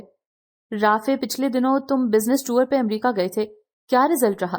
انہوں نے رافع کو مخاطب کیا. 100%. منیب باہر کے ممالک میں لیدر گڈز کی بہت مانگ ہے، رافع نے جواب دیا. زہرا پھپھو آپ ٹھیک طرح سے ناشتہ نہیں کر رہی. منیب کے کہنے پر وہ چونک گئی. نہیں بیٹا بس ٹھیک ہے، میں تو آئندہ کے بارے میں سوچ رہی ہوں، مگر کچھ سمجھ میں ہی نہیں آ رہا. وہ خاصی الجھی ہوئی تھی. میں آغا رحمان حسن کے وکیل سے ملا تھا کل. انہوں نے نیپکن سے ہاتھ پونچھتے ہوئے کہا تو سب کے ساتھ ساتھ زہا بھی حیرت سے انہیں دیکھنے لگی. اس نے انہیں صرف وکیل کا نام بتایا تھا. ابھی کل پرسوں ہی زہا نے بتایا تھا مجھے اپنے بارے میں. سب کی سوالیہ نظروں کو جانچ کر انہوں نے وضاحت کی. وہ بتا رہے تھے کہ آغا ذوالفقار حسن ساری جائیداد اپنے نام کروانا چاہتے تھے، مگر رحمان حسن پہلے ہی اپنی تمام جائیداد زحا کے نام منتقل کروا چکے تھے، لہٰذا اب ذوالفقار حسن بار بار انہیں دھمکیاں دے رہے تھے کہ یہ ساری جائیداد ہر صورت ان کے نام منتقل کر دی جائے۔ منیب کے کہنے پر زہرا خاتون کا دل دکھ سے بھر گیا۔ کیسے لوگ تھے یہ جنہیں اپنے خاندان کی عزت سے زیادہ جائیداد عزیز تھی، لیکن وکیل صاحب بتا رہے تھے کہ اب کچھ عرصے سے ان لوگوں کی طرف مکمل خاموشی طاری ہے، وہ لوگ یقیناً اب کوئی اور سازش تیار کر رہے ہوں گے۔ شہباز مجھے یہاں دیکھ چکا ہے، اس لیے یہ سوال ہی پیدا نہیں ہوتا کہ وہ میرے خلاف کوئی نیا قدم نہ اٹھائے۔ زحا نے زہر خود لہجے میں کہا، ہرگز نہیں، میں خود ملوں گی بڑے آغا سے، لے لیں وہ ساری جائیداد، میں ان کی منت کر لوں گی، وہ ہمیں بھول جائیں ہم انہیں بھول جائیں گے۔ زہرا خاتون کی آنکھیں چھلکنے کو بےتاب تھیں۔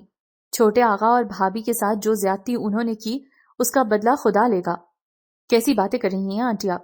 منیب نے ناراضگی سے انہیں دیکھا۔ اس کا مطلب تو یہ ہوا کہ انہیں آئندہ کے لیے مزید ڈھیل دے دی جائے کہ انسانیت کی سطح سے گر کر وہ جو کچھ کرنا چاہیں کر سکتے ہیں۔ ارے بیٹا، تمہیں نہیں معلوم، میں جانتی ہوں انہیں، برسا برس گزر جاتے ہیں مگر ان کے دلوں سے دشمنی انات کی جڑیں نہیں نکلتی۔ ان سے ٹکر لینا تو اپنی زندگی برباد کرنے کے مترادف ہے۔ چھوڑ دو ان لوگوں کو ان کے حال پر، قطعی ناممکن ہے زہرا آنٹی۔ منیب کا لہجہ ہنوز مطمئن تھا۔ ظلم کو خاموشی سے برداشت کر لینا ظلم کو مزید تقویت دینے کے برابر ہے۔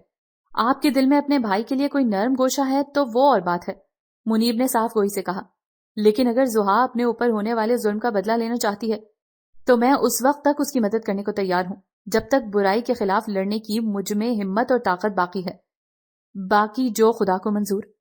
وہ اپنی بات ختم کر کے سوالیہ نظروں سے زحا کو دیکھنے لگے تھے۔ زحا نہ جانے کیا سوچ رہی تھی۔ وہ چند لمحے اس کے جواب کے منتظر رہے، پھر انہیں احساس ہوا کہ شاید وہ بھی زہرا آنٹی کے خیالات سے متفق ہیں۔ غصے کی شدید لہر ان کے خون کو کھولا گئی۔ نہ جانے ہم لوگ حق پر ہوتے ہوئے بھی اتنے بزدل کیوں ہو جاتے ہیں، جبکہ ڈرنا ان لوگوں کو چاہیے جو حق غصب کرتے ہیں۔ منیب جیسے اصول پرست بندے کے لیے یہ صورتحال خاصی ناگوار تھی، سو کرسی دھکیل کر اٹھ کھڑے ہوئے۔ مجھے آفس سے دیر ہو رہی ہے، اس لیے مجھے اجازت دیں، وہ نارمل سے انداز میں کہہ کر اپنے کمرے میں چلے گئے۔ باقی سب لوگ چپ چاپ انہیں دیکھتے رہے کہ کسی بھی قسم کا فیصلہ کرنے کا حق تو بہرحال زحا اور زہرا کے پاس ہی تھا۔ میرا خیال ہے آنٹی اب ہمیں بھی چلنا چاہیے۔ رافع کے کہنے پر زہرا خاتون نے اس بات میں سر ہلا دیا۔ سارا نے بھی ساتھ جانا تھا، وہ اپنا بیگ وغیرہ لینے کے لیے اٹھ گئی۔ زہرا خاتون مسز ہاشمی اور ہاشمی صاحب سے اجازت لینے لگی تھی۔ زحا نے ایک لمحے کے لیے انہیں مصروف دیکھا اور کچن میں چلی آئی۔ اماں زینب ایک طرف کھڑی تھی، وہ آہستگی سے ان کے پاس چلی آئی۔ اماں، اس نے اماں کو کندھوں سے تھام کر اپنے سامنے کیا، وہ دوپٹے سے اپنے بہتے آنسو صاف کر رہی تھیں۔ اماں تم رو رہی ہو؟ زحا کا دل ایک دم دکھ سے بھر گیا تھا۔ ہاں بیٹی، میرے پروردگار نے مجھ گناہگار کی دعائیں سن لی بیٹی، اس لیے رونا آ گیا۔ تجھے چولہے کے پاس کام کرتے، برتن دھوتے دیکھ کر میرا دل دکھنے لگتا تھا، پر میرا سوہنا رب بڑا رحیم و کریم ہے۔ وہ آنکھیں بند کر کے خدا کا شکر ادا کر رہی تھی۔ زحا بس انہیں دیکھتی رہ گئی۔ باہر سے زہرا پھپھو نے اسے پکارا تو اماں زینب نے اسے گلے لگا کر ڈھیروں دعائیں دی۔ وہ گمسم سے انداز میں ان سے مل کر باہر آ گئی۔ زہرا پھپھو جانے کے لیے تیار کھڑی تھی، وہ بھی ان کے ساتھ چل دی۔ باقی سب لوگ بھی انہیں خدا حافظ کہنے ان کے ساتھ آ رہے تھے۔ زہرا پھپھو، وہ چلتے چلتے رک گئی۔ وہ سوالیہ نظروں سے اسے دیکھنے لگی۔ میں حویلی سے نکلی تو مجھے اماں زینب کی صورت میں ایک صاحبہ مل گیا تھا۔ ضروری تو نہیں پھپھو ہر زحا کو ایک اماں زینب مل جائے۔ وہ کچھ سوچتے ہوئے ان سے کہہ رہی تھی۔ کیا کہنا چاہ رہی ہو تم؟ زہرا پھپھو نے ناسمجھی کے عالم میں اس سے پوچھا۔ یہی کہ کسی اور زحا کو دربدر ہونے سے بچانے کے لیے ہمیں ان کے خلاف لڑنا ہوگا۔ زحا نے منیب کو رافع سے ہاتھ ملاتے دیکھا۔ اور ہمیں خوفزدہ ہونے کی بھی ضرورت نہیں پھپھو، وہ عظیم پروردگار حق کا ساتھ دینے والوں کو فتح نصیب فرماتا ہے۔ ہاں، راستے میں کچھ مشکلات ضرور ہوں گی جو خود بخود آسان ہوتی چلی جائیں گی۔ اس نے منیب کو کار کا فرنٹ ڈور کھولتے دیکھا۔ زہرا پھپھو حیرت سے اسے دیکھ رہی تھی۔ اسے ایک فیصلے نے اسے کس قدر مطمئن کر دیا تھا، مگر زحا پھپھو نے اسے کچھ کہنا چاہا، کوئی اگر مگر نہیں۔ زحا نے ایک دم انہیں ٹوک دیا۔ اماں زینب کے بہتے آنسوؤں نے خدا پر اس کا ایمان اس قدر پختہ کر دیا تھا کہ اس کے اندر تک ایک سکون اتر گیا تھا۔ وہ پھپھو کو یوں ہی حیران چھوڑ کر بھاگتی ہوئی منیب تک آئی۔ اسے اپنی طرف آتا دیکھ کر وہ یوں ہی دروازہ کھولے اس کے منتظر تھے۔ منیب صاحب، آپ آغا ذوالفقار حسن اور ان کے بیٹوں کے خلاف جو بھی کارروائی مناسب سمجھیں وہ کریں، میں ہر طرح سے آپ کے ساتھ ہوں۔ ان کے قریب آ کر پھولی سانسوں کے درمیان اس نے فوراً کہہ ڈالا۔ وہ چند لمحے یوں ہی اسے دیکھتے رہے۔ کیا تم نے اچھی طرح سوچ لیا ہے؟ انہوں نے سنجیدگی سے پوچھا۔ جی ہاں، اس کا لہجہ پر اعتماد تھا۔ دیکھ لو کہیں ایسا نہ ہو کوئی مشکل پیش آئے اور تم… ایسا ہو ہی نہیں سکتا منیب صاحب، اس نے فوراً انہیں ٹوک دیا۔ اس کا مطلب ہے تم ہر طرح سے میرا ساتھ دینے کے لیے تیار ہو؟ انہوں نے پرسوچ نظروں سے اسے اس بات میں سر ہلاتے دیکھا۔ صرف اس معاملے میں یا… ان کے ادھورے جملے پر سہا نے چونک کر انہیں دیکھا۔ اگر پوری زندگی کے لیے میں تمہارا ساتھ چاہوں تو؟ سہا کے سوالیہ نظروں پر انہوں نے بڑی وضاحت سے کہا تھا۔ ان کے ایک ہی جملے نے اس کے دل کی دنیا اتھل پتھل کر کے رکھ دی تھی۔ دونوں ہاتھ پشت پر باندھے وہ بڑی بے چینی سے اس کے جواب کے منتظر تھے۔ زحا نے ایک نظر انہیں دیکھا اور پھر مسکراتے ہوئے اس بات میں سر ہلا دیا۔ وہ بھی گہرا سانس لے کر سیدھے ہو گئے۔ زحا کے جواب نے انہیں کس قدر طمانینت بخشی تھی اس کا اندازہ ان کے چہرے سے ہو رہا تھا۔ رافع کی گاڑی کے ہارن نے ان دونوں کو چونکا دیا۔ میں چلتی ہوں۔ زحا نے دیکھا سارا اور زہرا پھپھو گاڑی میں بیٹھ گئی تھیں۔ Go and don't worry, everything will be all right. ان کے مخصوص جملے میں صرف تسلی یا دلاسا ہی نہیں، محبت کی خوشبو بھی شامل تھی جس نے زحا کے پورے وجود کو اپنے حصار میں لے لیا تھا۔ وہ گاڑی کے نزدیک پہنچی تو زہیب معنی خیز مسکراہٹ لیے فوراً اس کی طرف بڑھایا۔ شکر کرو لڑکی، تم اما زینب کی بھتیجی نہیں ہو۔ میں نے آپ سے پہلے بھی کہا تھا زہیب جی، اور اب بھی کہہ رہی ہوں کہ یہ جذبے تو عمارت، حیثیت اور مرتبے سے بے نیاز ہوتے ہیں۔ اس نے غور سے زہیب کو دیکھتے ہوئے کہا۔ ارے کہیں تو میرے بارے میں سنجیدہ تو نہیں ہو رہی؟ زہیب کے چہرے پہ شرارت رقصاں تھی۔ سنجیدہ تو میں شروع سے ہی ہوں، مگر تمہارے بارے میں نہیں۔ زحا نے ایک نظر کار سے ٹیک لگائے منیب کو دیکھا اور مسکراتی ہوئی گاڑی میں بیٹھ گئی، جبکہ زہیب اس کی نظروں کے تعاقب میں منیب کو دیکھتا رہ گیا۔ ہمیں نہیں معلوم کاتب تقدیر نے ہمارے لیے کیا لکھ چھوڑا ہے، ورنہ یہاں آنے سے پہلے تو میں نے سوچا بھی نہ تھا کہ کوئی شخص ایسا بھی ہوگا جو دھوپ کی کڑی تمازت میں میرے لیے مہربان سایہ بن کر آئے گا اور میرے رستے کے سب کانٹے چن کر ان پر پھول ہی پھول بچھا دے گا۔ سائیڈ مرر سے منیب کا روشن چہرہ دیکھ کر اس نے سوچا تھا اور رافع نے گاڑی کا رخ موڑ لیا تھا۔